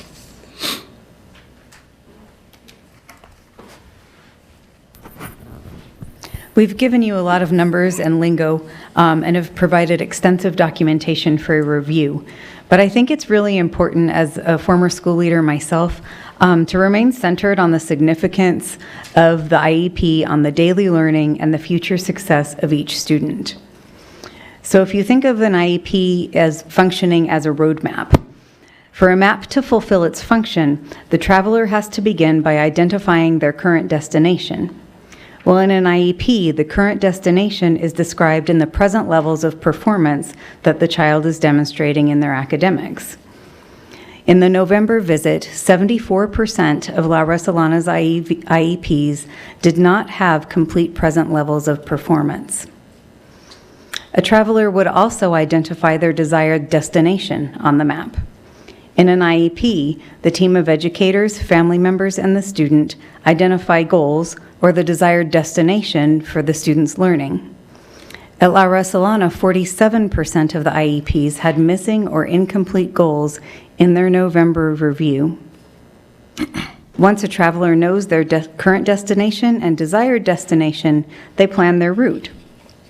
The route in an IEP is communicated in the progress towards goals and the service schedule that describe the supports the student will be provided to reach their destination.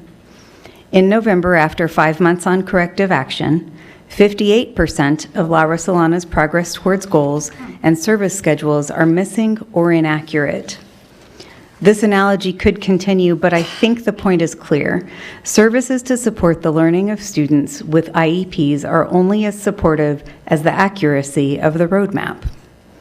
These inadequacies found in the IEPs indicate fundamental flaws that result in ineffective services for La Rosalana's students with disabilities. Without a roadmap that clearly delineates the current destination, desired destination, and the route to take, a school has no ability to support the student to reach their potential. The inadequacies are not minor details such as failing to cross an I, dot a T or cross an I. Rather, they are indicators of substantive negative programmatic impact on student learning. Under state statute, an authorizer holds the ultimate accountability and the ultimate responsibility to hold a charter accountable for academic, financial, and operational performance. An authorizer has 3 options when a charter school commits a material violation of any conditions, standards, or procedures set forth in the charter contract, or violates federal or state law.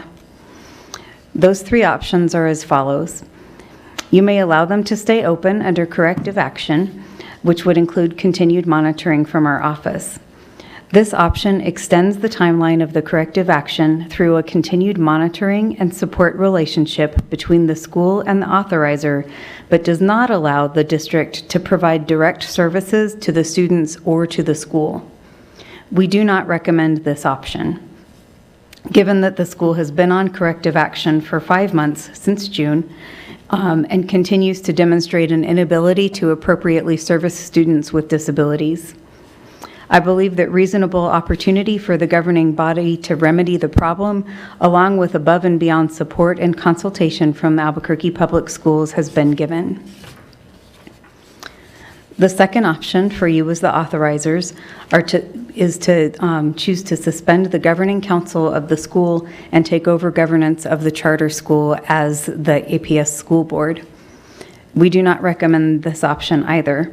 The resources of our office, even with substantial support from the special education department, have been stretched beyond capacity to provide the extensive monitoring and support for La Rosalana since June. Furthermore, the burden on the Board of Education would be substantial and would require you to consider retention of administrators and employees of the school, execute legal authority of the governing body, and monitor operations and improvements of the charter, to name a few of the responsibilities that come with this option. The third option is to move towards revocation and have a revocation hearing. We do recommend this option from the Office of Innovation and School Choice, based on La Rosalana's demonstrated lack of ability to ensure that their 27 students with disabilities have adequate IEPs after 5 months on corrective action. Dr. Escobedo will provide a sample of the proposed revocation process for your discussion. So, Mr. President, members of the board, we are seeking your guidance for tonight and next steps. As you will note, in your documents, we have provided a revocation timeline that we have walked through, hopefully for that is reasonably understandable, which shows the dates and the corresponding statute and procedural directive. As you will note, we are recommending that we hold a revocation hearing on February 6th. This will give the school ample and adequate time to provide us a response by January 23rd.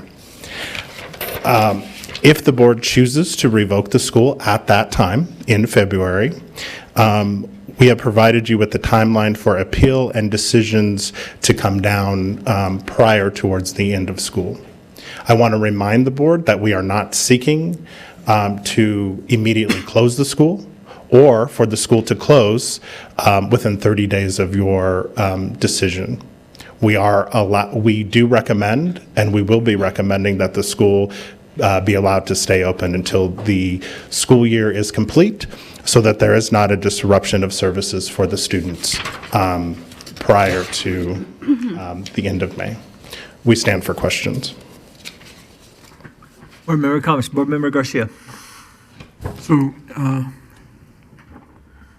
if the school stays open, what's to guarantee that there will be remedies in place for the students, since we've seen that those remedies have not, in fact, been put in place? Mr. President, Mr. Garcia, after you would consider that in February, we would bring to you a plan for number one, which is the transition of students and supporting them to transition appropriately. And we would work with the special education staff to identify how we take steps to take care of their IEPs and to provide whatever necessary supports to the students individually.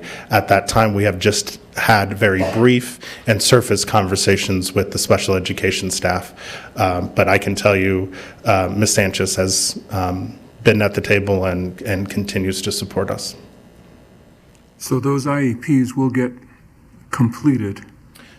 Is that what I hear you say? Dr. Piercy, Mr. Garcia, we cannot, we will have to work with our attorneys to ensure at what point can we get in there to fix the IEPs and to fix the deficiencies so that the students are transitioned correctly to their next school, if that is a path that the board chooses. So we have to take very deliberate steps. The first step would be the revocation hearing. Thank you. Other comments? Dr. Piercy? Board Member Muller again.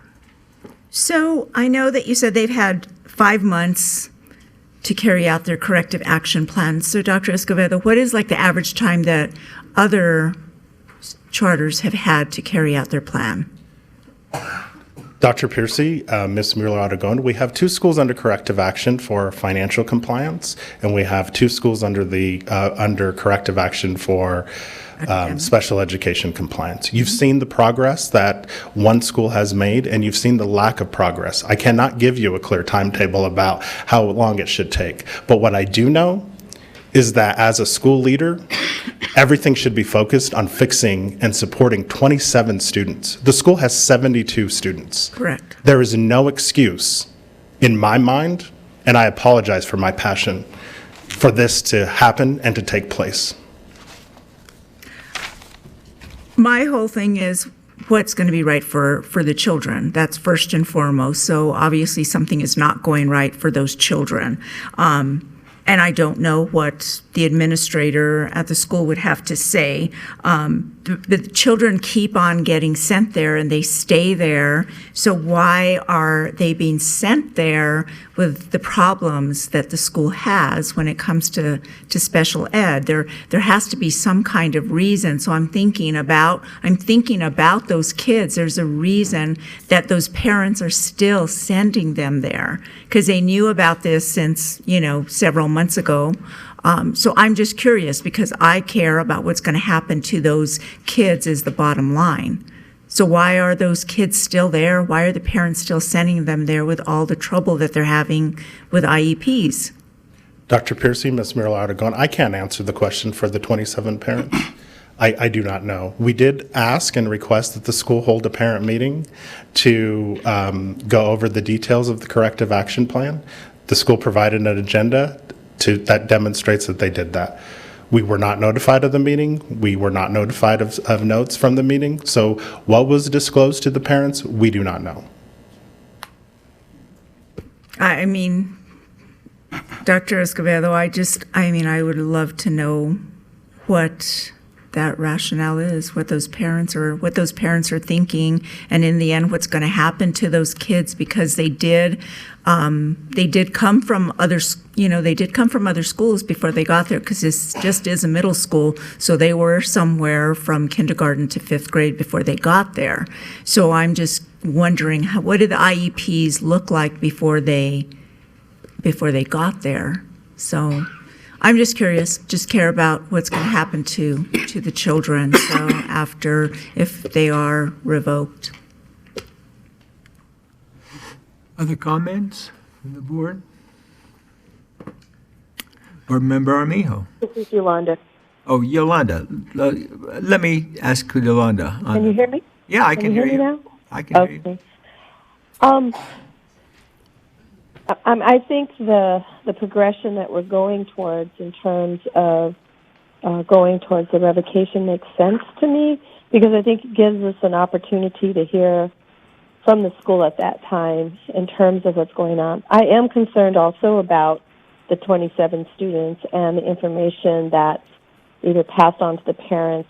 Obviously, they selected a charter school for various reasons, believing that it was going to be in the best interest of their students. Yet, we have a school that fails to comply with federal law about how IEPs and special education is supposed to be administered. And those parents are owed an opportunity to know that they're not in compliance, because these parents are missing out also on not knowing what's right. Now, whether they had a bad experience with a previous school or whatever, it doesn't matter.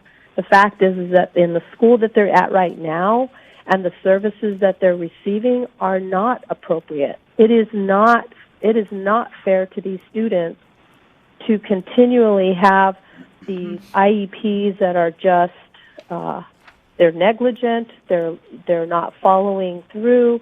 I mean, when I looked at the percentages, it's astounding to me. It's only 27 students.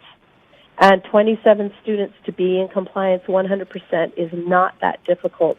So I'm finding it really difficult in understanding why the school cannot make the progress with all of the supports that our staff has given them. So thank you, Dr. Escobedo, and your staff and your team for what you've been doing, because I know it's been hard work.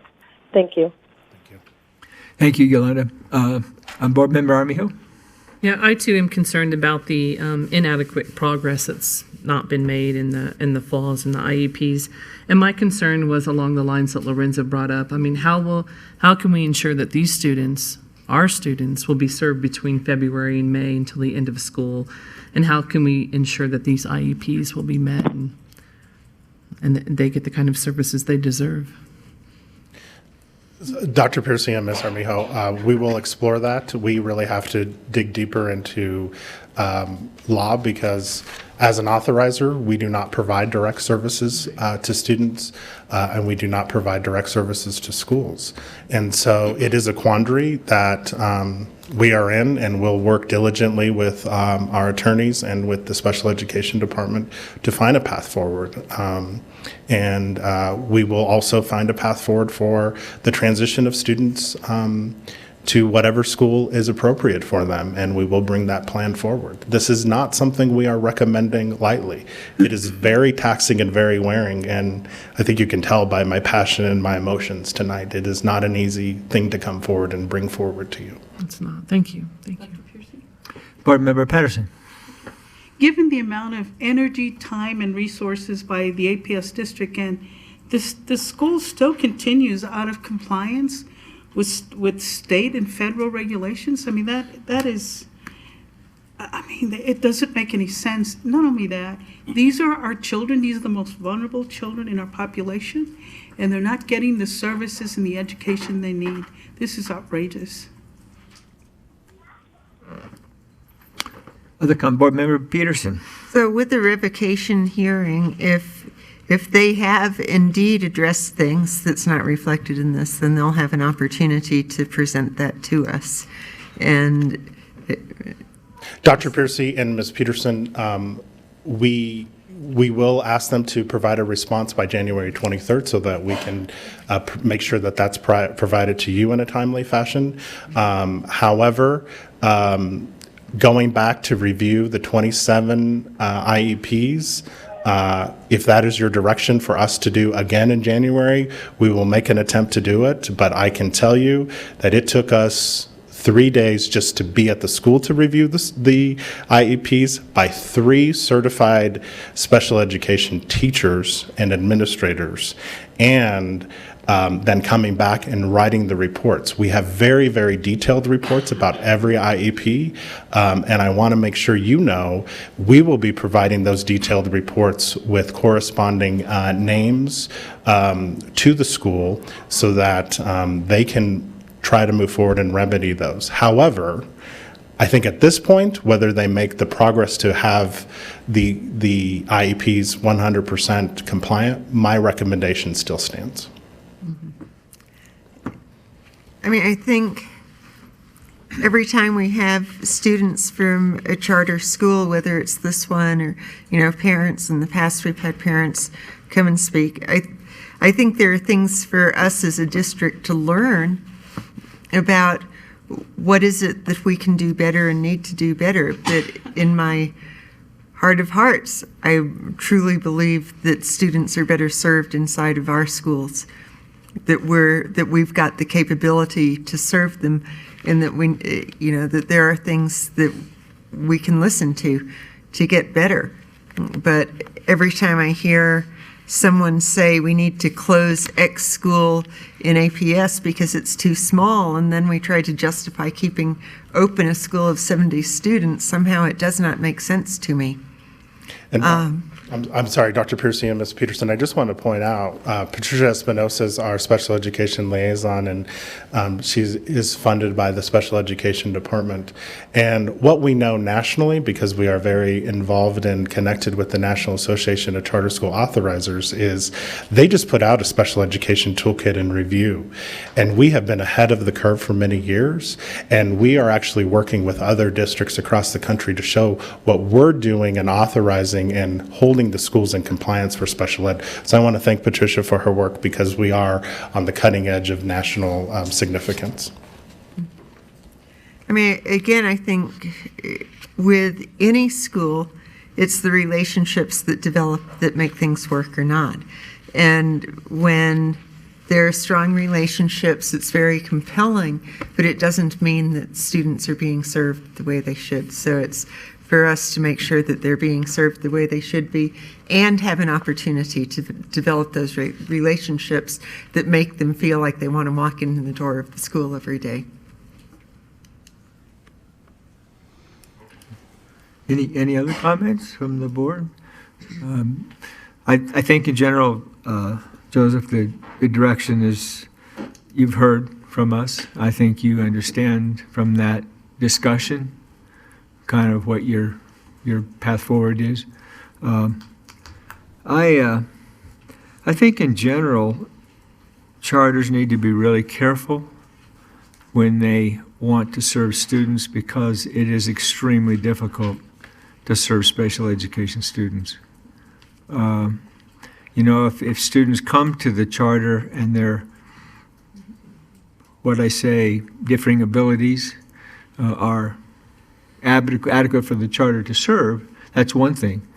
But it's very difficult for us to even find our special education staff, and it's extremely difficult for the possible variety you might have in a charter to have enough special education services being able to be provided. So, my message to charters is be really careful, because it's difficult to do. It's difficult to do. It may sound good to have small schools and so students, but then when you get a fair number of students with differing abilities, it becomes difficult in that small environment to provide the kind of services that we can provide. So, just a message to charters is, I think it's very difficult for charters to be able to provide those kind of services. I don't think it's, not that because they don't want to, but I just think it's difficult for them to do that. So I think you have your basic direction there, and we look forward to having an update on the progress of what you guys are recommending. So thank you. Thank you. We'll go on to item number G, which is consideration for approval for board members to attend the NSBA and Council Grade City Schools for upcoming conferences.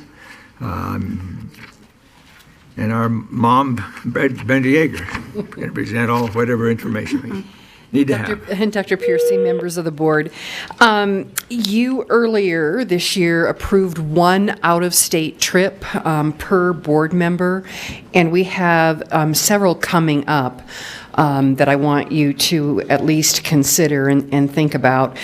And I'm coming to you this early because unfortunately, we either have a deadline that has to be met prior to us going on break, or sometimes the hotels fill up as well. So the first one that's coming up is the National School Boards Association Equity Symposium in Washington, D.C. at the end of January, and immediately following that, the next day, it isn't on your action memo, but it's there, the National School Boards Association Advocacy Institute is right after that. So the Equity Symposium is January 26th, and then the Advocacy Institute is January 27th through the 29th in D.C. Then in March 16th through the 19th is the Council of the Great City Schools Legislative Policy Conference. We have been very consistent about attending that particular conference, and that one has been very, very helpful for us.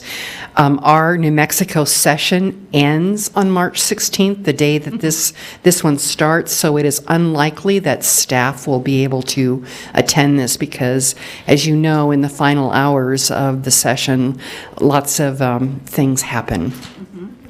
And then the third one is the National School Boards Association Annual Conference in March 29th to April 1st is in Philadelphia this year. So there are 3 board members who have not taken an out-of-state trip this year, so I don't know how you want to handle these upcoming ones, if you want to send someone to each one of these or what you'd like to do. So that's what's up for your discussion tonight. Okay. Thoughts from the board? No thoughts from the board. Well, who hasn't gone? I think we should probably start there. Dr. Piercy, Lorenzo Garcia, and Elizabeth Armijo have not. I could make myself available for the March 29th one after session. The one in Philadelphia, the National School Boards Association, that one? The National School Board Association. Mm-hmm.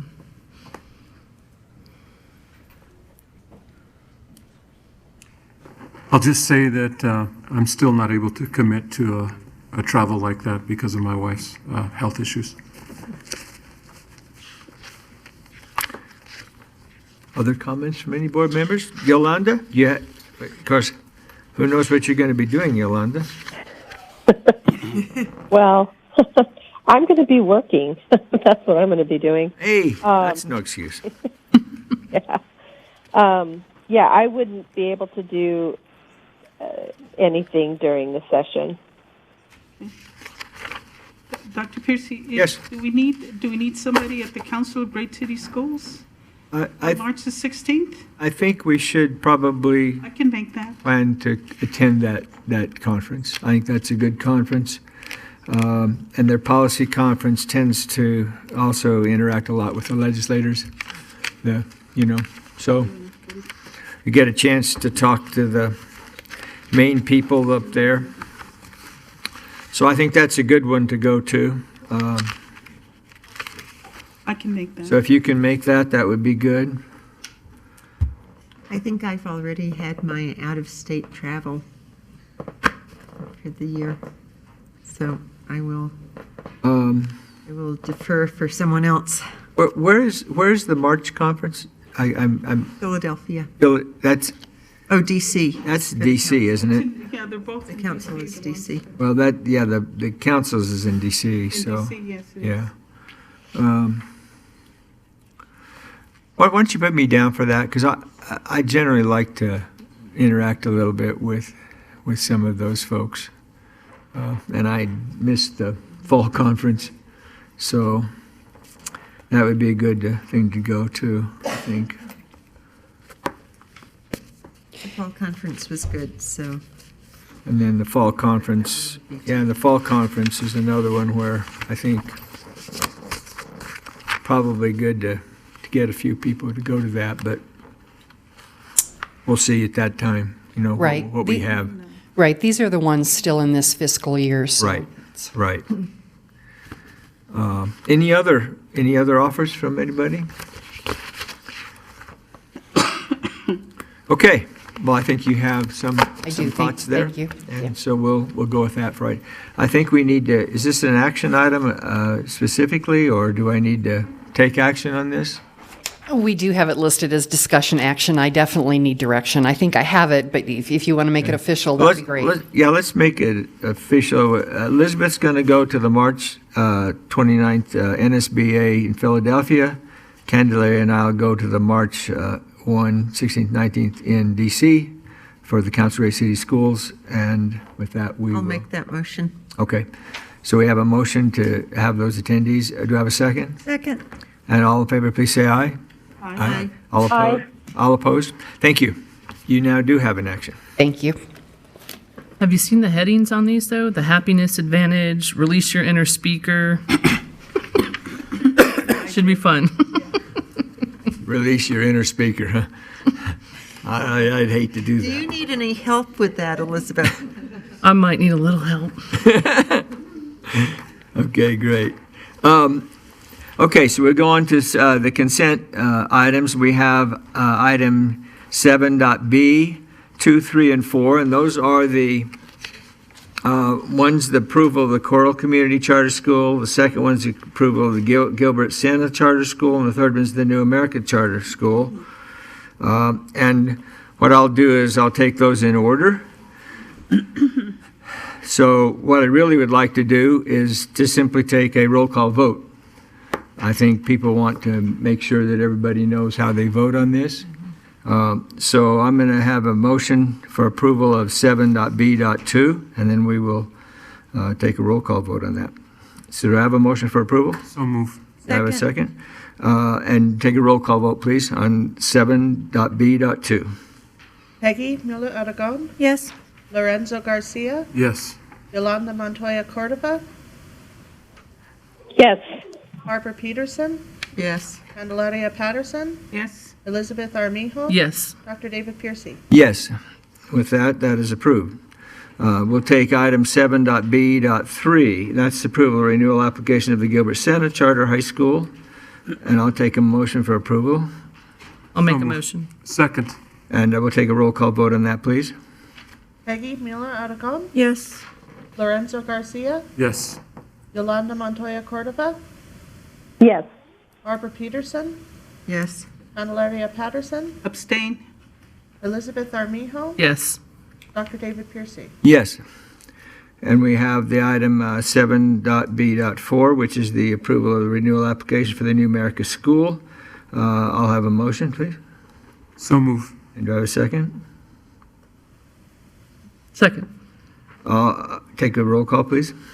Peggy Mueller Aragon, No. Lorenzo Garcia, Yes. Yolanda Montoya Cordova, Oh, man, I have to, I don't have enough information. I'm going to abstain.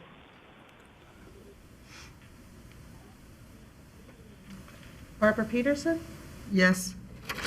Candelaria Patterson, Abstain.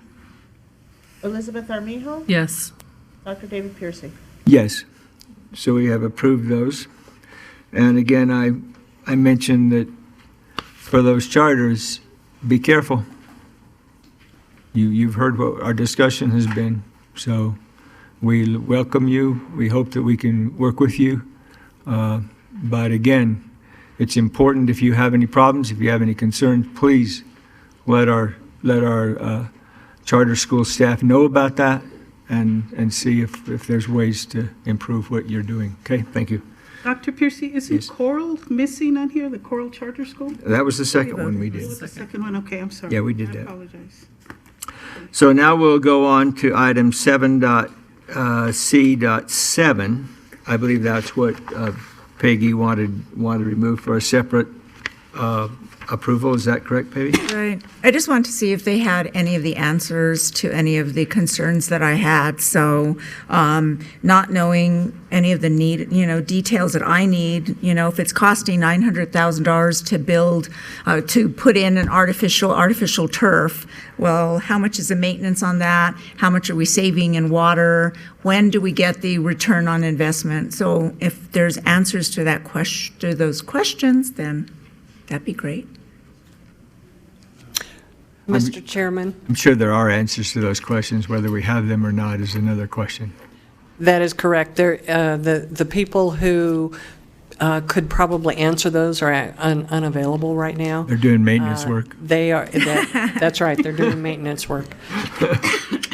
They have committed, though, to a presentation in the January COPT meeting for your information. Sure. Thank you. So we will have some information on that, but we do need to vote on this. So I'm going to pull that off again for a roll call vote also. So this is 7.C.7, and that's the additional approval for general landscaping services. And if you remember, we were adding additional monies for those extra maintenance kind of things, right? How much money were we adding? Was it? It's $4 million, I believe. So it was going to be a total of $8 million Total of a $8 year. million, we're adding $4 million. The cost overrun was $4 million? It's not a cost overrun. It's additional activities that they need to get done. It's not a cost overrun, okay? So can I, just for clarification, was it that these are projects that were already scheduled out, but for whatever reason, they're going to do them sooner?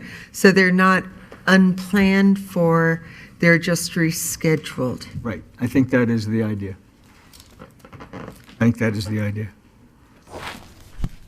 My understanding. Okay, so we'll have a roll call vote on 7.C.7.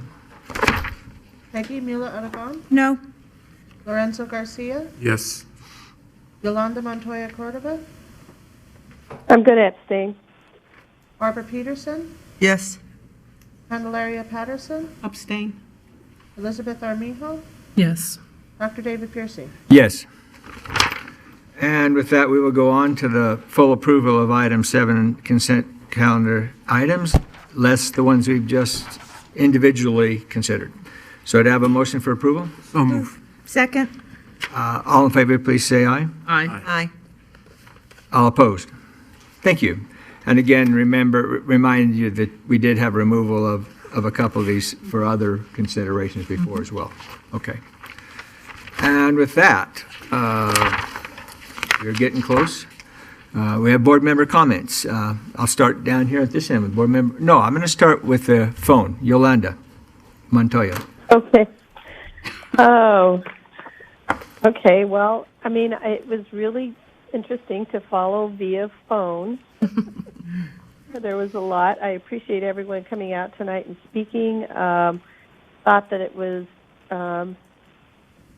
interesting for us to consider those 5 goals. I listened to those. They seem very logical. I look forward to some next steps in terms of what we might do around that. And then I just wanted to just do a quick shout out for the superintendent's report, especially one of the ones that was mentioned around the young students that was adopt bulldogs for a day.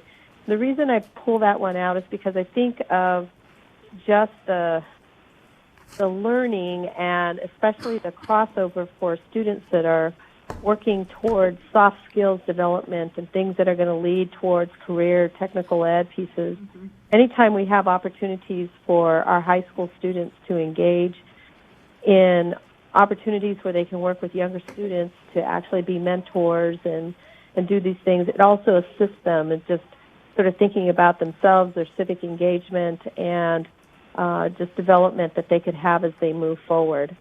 So I just want to say thank you. I got to see the artwork also. I was watching on the live feed. The artwork was beautiful. So congratulations to the students that were selected.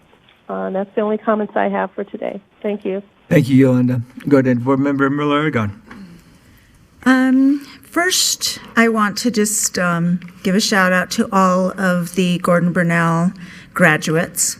It was a really wonderful graduation. It's really special to listen to them, and these young people and middle-aged people and older people all have a chance now that they have that diploma.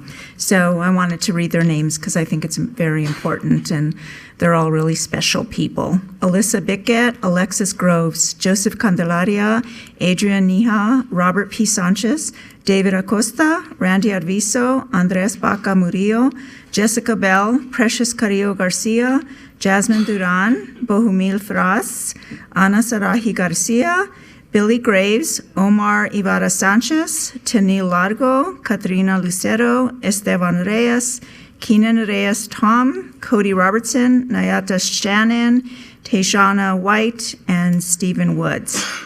And then I went to also the 93rd New Mexico State Police recruit graduating class last Friday. So we have some people out there willing to risk their lives for us. So out of the 25 that started, 16 completed. So it's the 93rd recruit class. So that's another great thing. I also went to listen, which was absolutely beautiful. I went to the New Mexico Philharmonic Young Music Initiative at the National Hispanic Cultural Center. And the way those elementary students sang, it made me cry. I mean, they were just absolutely beautiful, and how they played it would take your breath away.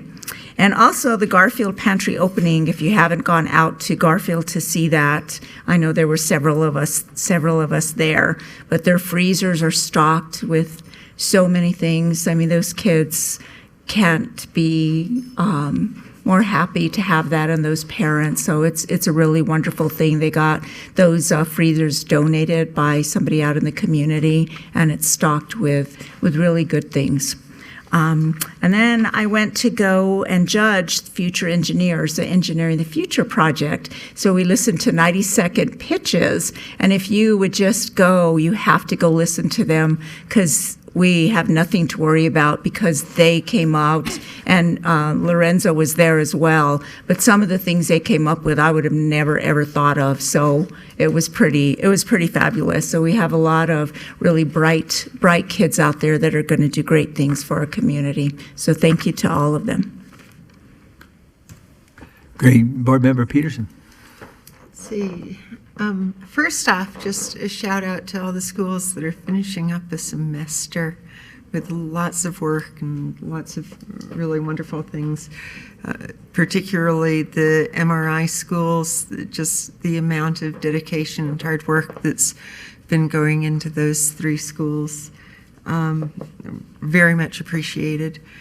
And it's exciting. There is a community school statewide coalition gathering last week, and so it's very helpful that the concept of community schools and what that looks like isn't just in Albuquerque anymore, but really growing around the state. So hopefully we'll lay the basis for some legislative support for us.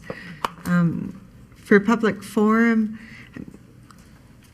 I don't know if the person who was concerned about retention in kinder through 3rd grade is still listening.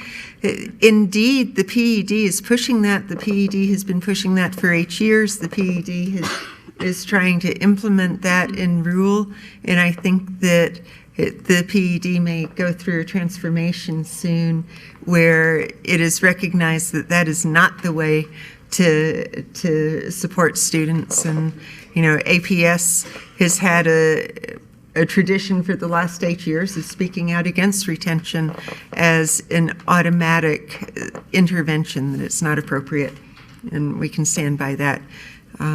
I saw a video, apparently, in response to the Filipino teachers who are here. It's really interesting. This morning, I saw a video of some Filipino teachers getting together in a social and dancing and developing their community. You know, I think anytime anyone moves from one culture to another, it's really shocking. APS has its own share of shocking idiosyncrasies, but the fact is, I think the teachers who have come from the Philippines are professionals, and it's been a struggle for housing, for just some of the really basic things that need to go on for people to function, but it seems like hopefully it's getting addressed and taken care of, and the sense of community of those teachers and getting integrated into the supports that we have is getting addressed. So hopefully it will be a smoother second semester.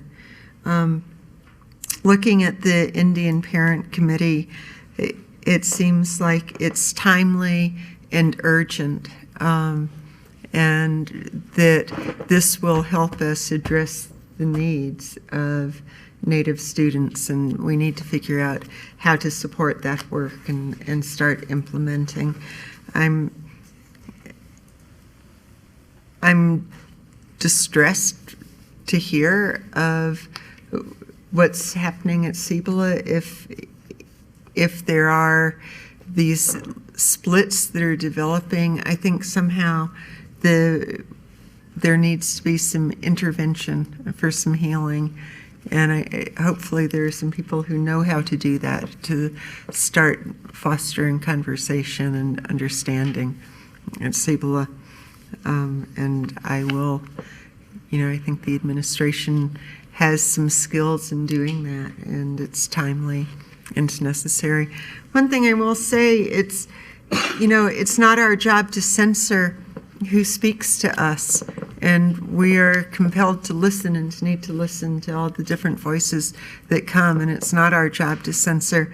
But I think what gets highlighted, and it's why the urgency of ethnic studies is there, the fact that when two parents came and spoke for the experience that their children had had, I have no doubt that that's the experience that their children had with that teacher. And one of the things that's most damaging, I think, for us as a community is how they were unable to see that that's not the experience of every student who walked into the classroom of that teacher. And that somehow, if we're going to figure out how to move forward as a community, part of what has to happen is how do we broaden the view of people so we start being more empathetic and more realizing what faces any number of our students, whether it's refugee students or Native students. We have work to do, but I think our heart is in the right place, but we need to figure out how to implement, and that's the challenge before us. So hopefully the parent committee will help be a guide with that as well.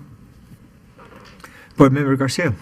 Thank you. I just want to say something about the Filipino teachers. I know that there have been a number of people who have tried to help out, but I'm very concerned that they have come here under exploitative conditions. And, we really need to do better for those folks. We need to do better for ourselves. But I don't know if there's state legislation that can be put in place. The world is moving around lots of different ways and lots of different directions. But in this case, you have some people who want to come here and work and have a shot for themselves.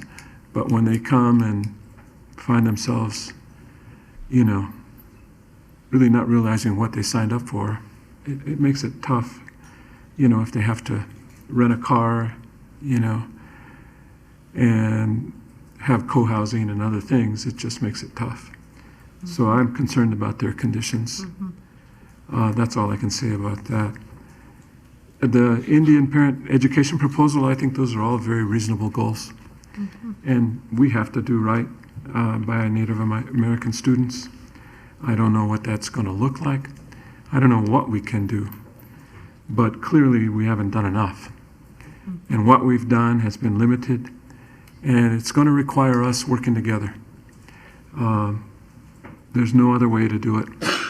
I think that you have a commitment on the part of the board. Certainly my commitment is that we move forward to do what needs to be done to make schools a safe place for every child, regardless of their background or nationality, but in particular for the groups who have been shortchanged systematically, such as our Native American brothers and sisters.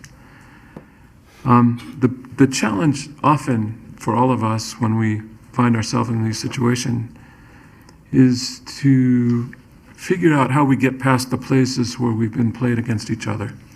And we do have to work with each other, support each other, and move forward. And that's a harder sort of ethic, if you will, or attitude to teach nowadays, especially when you have so many people in so-called leadership positions who are really saying horrible things and setting us up to be against one another. So we have to, I think as a leadership group, we have to step forward, and we also have to rise above the tendencies to want to attack one another.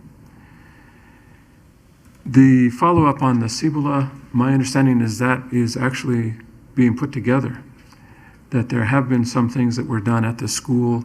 I don't, as a board member, get into that level of details, but my hope and expectation would be that perhaps Associate Superintendent Veronica Garcia could speak with you, and you'd have a chance to kind of get an update. I know meetings are being planned. Yvonne. Okay. And the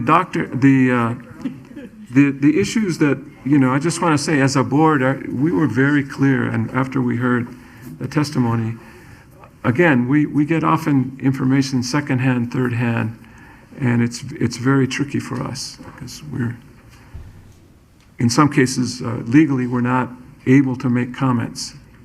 But I'll just say that I believe we will move forward there and in other communities as well.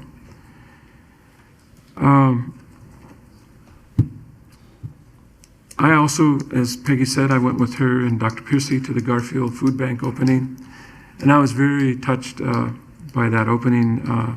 Smith's store donated $67,000 to Roadrunner Food Bank. The person who helps run the food bank donated 2 freezers. It broke my heart that, we had 4 freezers full of food, and parents come in and it's not a demeaning process. They actually get a shopping bag and they get to pick what they want. So that's a really good thing. But we all should be taken aback by the fact that we have so many students who are hungry, so many parents who can't make ends meet, and we have to basically raise the issue in such a way that we can ask one another to think about how can we begin to address this issue more systematically, so that no child has to go hungry.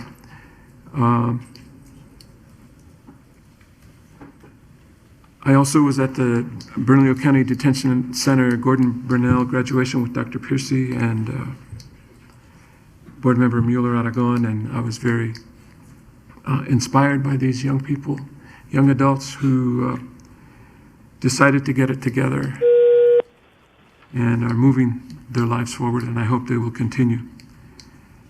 And at that Valley High School Future Engineers presentation, God, I had a hard time following those young people.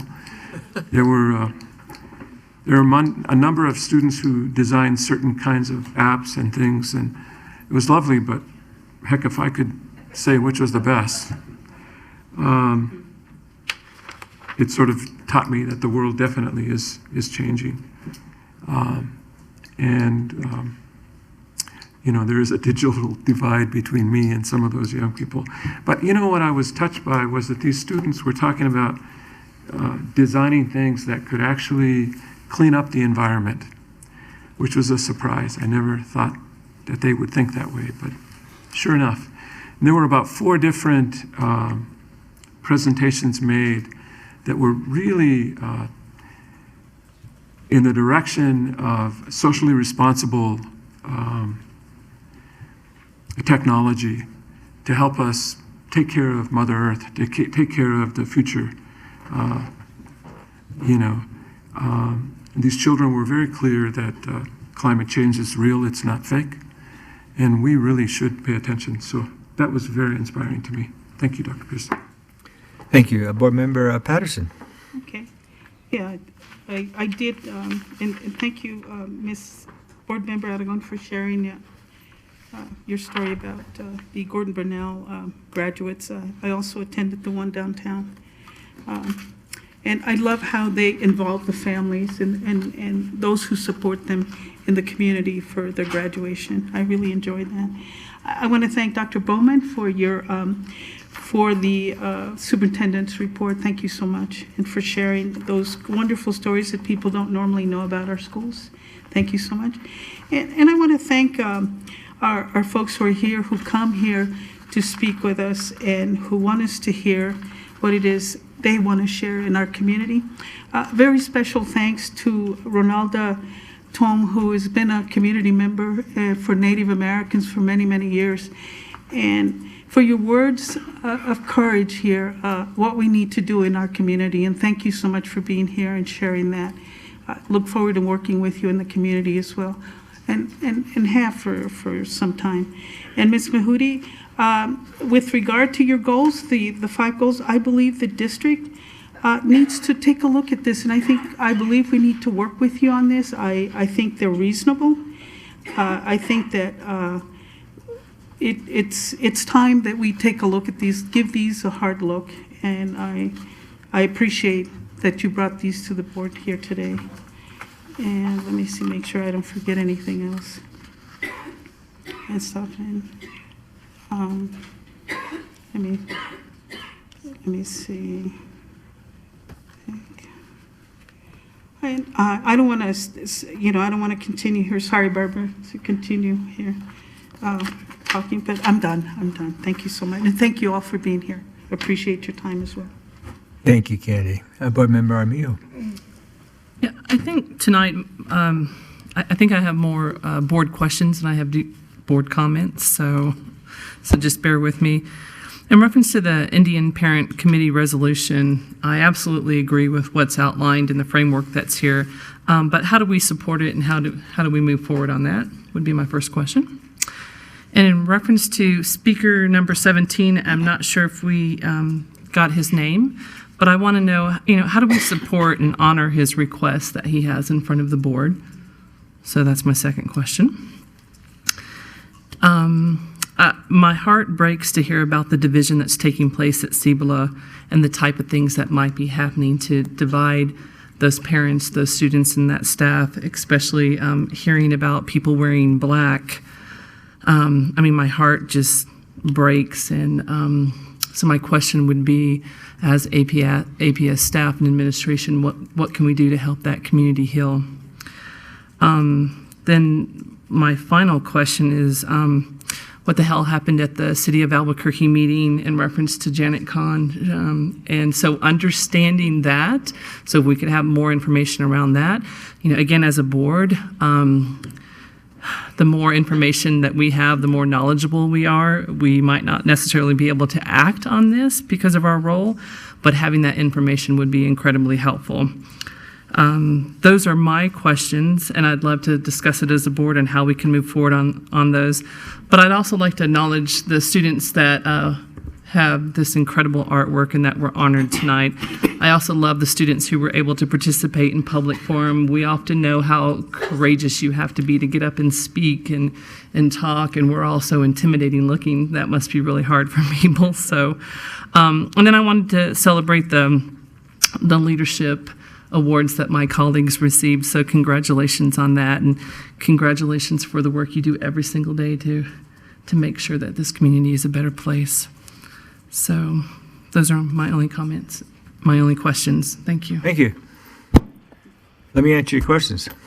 Great. In terms of the Indian Education Resolution, setting up departments and setting up those things are really up to the staff to do. It's not our job to do that. That doesn't mean we don't follow it, doesn't mean we don't do updates, but it's really the staff's job to do that. In terms of honoring the Cibola Forum question, I think they're working on that. I think that's part of the resolution, part of what we're trying to do there at Cibola. And so I think that's to be determined here in the near future. And don't expect it overnight, but I think it's part of the plan. In terms of the Cibola healing concept and what's going on there, surely that must be part of what they're trying to do as well. I don't know exactly whether we can restrict what people do. It is a free country. But I think in terms of trying to educate people and trying to let them know how that might not be the right way to collaborate and to make things better, that's probably part of what they're trying to work out, I think, in terms of the SIBO thing. In terms of the Janet Kahn, again, I think that's, I hope that they made this message to the superintendent because she's the one who actually can deal with this issue, right? It's not our issue. Right. We don't go to the principal. Right. We don't go say, hey, we didn't like you doing this when we don't have any idea what the story is exactly, right? Having more information. We don't know, but that's, hopefully the superintendent will get this information, this stuff that we got handed out, and you guys as associate superintendents can take a look at that and see what was the deal here, right? It's your job, not my job. Not our job, but we can hear about it and we can say, hey, we'd like to kind of know what the follow-up is on that. As far as my own comments, I'm really blessed to be a small part of this exceptional organization. I want to let you know that. And I was reflecting on our great state and the city and APS last night as I watched Sybil Shepherd win the voice contest. Here's a young lady who is 16 years old from Farmington, New Mexico. And I can guarantee you she was the best. She was. And I gave her all 10 of my votes. I gave her all 10 of my votes in the top 10. I gave her all 10 of my votes in the semifinal. And I gave her all 10 of my votes in the final. And she was fantastic. And what a pleasant young lady. What a pleasant young lady. And Bill Walton comes to this state. Bill Walton comes and calls the CU, my CU, against UNM Lobo basketball game. And what does Bill Walton say? Bill Walton says, this is a great state. He says, you guys have all kinds of great things here. Right? That's what Bill Walton says. Now, Bill Walton's one of the best basketball players in the country ever. Ever. And I can tell you that because when I was in New Mexico State, we played against Bill Walton at UCLA, and we did not win. We had a very good team. It was very refreshing to hear some real positive, okay? Here's Mayor Keller, who is calling for us all to be one Albuquerque. That means one Albuquerque. That doesn't mean we're against each other. It doesn't mean we're taking pot shots at each other. It means we're one Albuquerque. And championing what we have is a great culture here and all the accomplishments that really we're doing. Doesn't mean we don't have places to go. Of course we do, right? Maybe we ought to have it one New Mexico, How about that? One New Mexico. I've been to all kinds of performances the last couple of weeks, some of the ones that have been mentioned here. I am just incredibly amazed at the talent that we have. And this afternoon, I went to a performance of all the music teachers at the Del Norte Baptist Church area. That's not a religious thing. That's where they perform. I mean, we had over 100 music teachers, drama teachers. They put on one heck of a 2-hour performance. I mean, it was incredible. Just incredible. They championed the fact that we're starting K-5 music and art every year. This is the first year. Their theme was soaring, ... Very impressed, very impressed. New Mexico and Albuquerque and APS really have just differing abilities all over the place. We have great culture, and we really need to recognize that, and we need to count our blessings. And I'm really proud of the progress that APS is making. I'm proud of the staff. I'm proud of all the areas. And I'm blessed to be a part of this. And you all have given me, again, many, many instances of why I say that. So thank you very much. And thank you, staff. Appreciate greatly what you're doing. So thank you. And the announcements of the upcoming meetings, our next Board of Education meeting will be held Wednesday, January 16, 2019 at 5 p.m. in John Mildy. The next special Board of Education meeting will be Monday, January 28, 2019, 7:30 in DeLeo Martin. And with that, we have a consideration for approval to convene to executive session pursuant to the Open Meetings Act, NMSA 1978, 1015-1H2, for the purpose of discussing a limited personnel matter regarding the term of the superintendent's contract. It's a discussion action. Do I have a motion? So moved. And a second? Second. And we'll take a roll call, please. Peggy Mueller Aragon, No? Lorenzo Garcia, Yes. Yolanda Montoya Cordova, Yes. Barbara Peterson, Yes. Candelaria Patterson, Yes. Elizabeth Armijo, Yes. Dr. David Piercy. Yes, and with that, we will convert to the DeLeo Martin. And Yolanda, you have the call-in number there, I assume? Yes, I do, but, And you only have a half hour, I know that. okay, all right, Okay. all right, bye. Tammy, Yes, this is okay. okay. In fact, we don't have one until the end of January practically. I think it's mid-January. Yeah, or maybe that second week. They'll do it if they can, but if not, it'll just be February.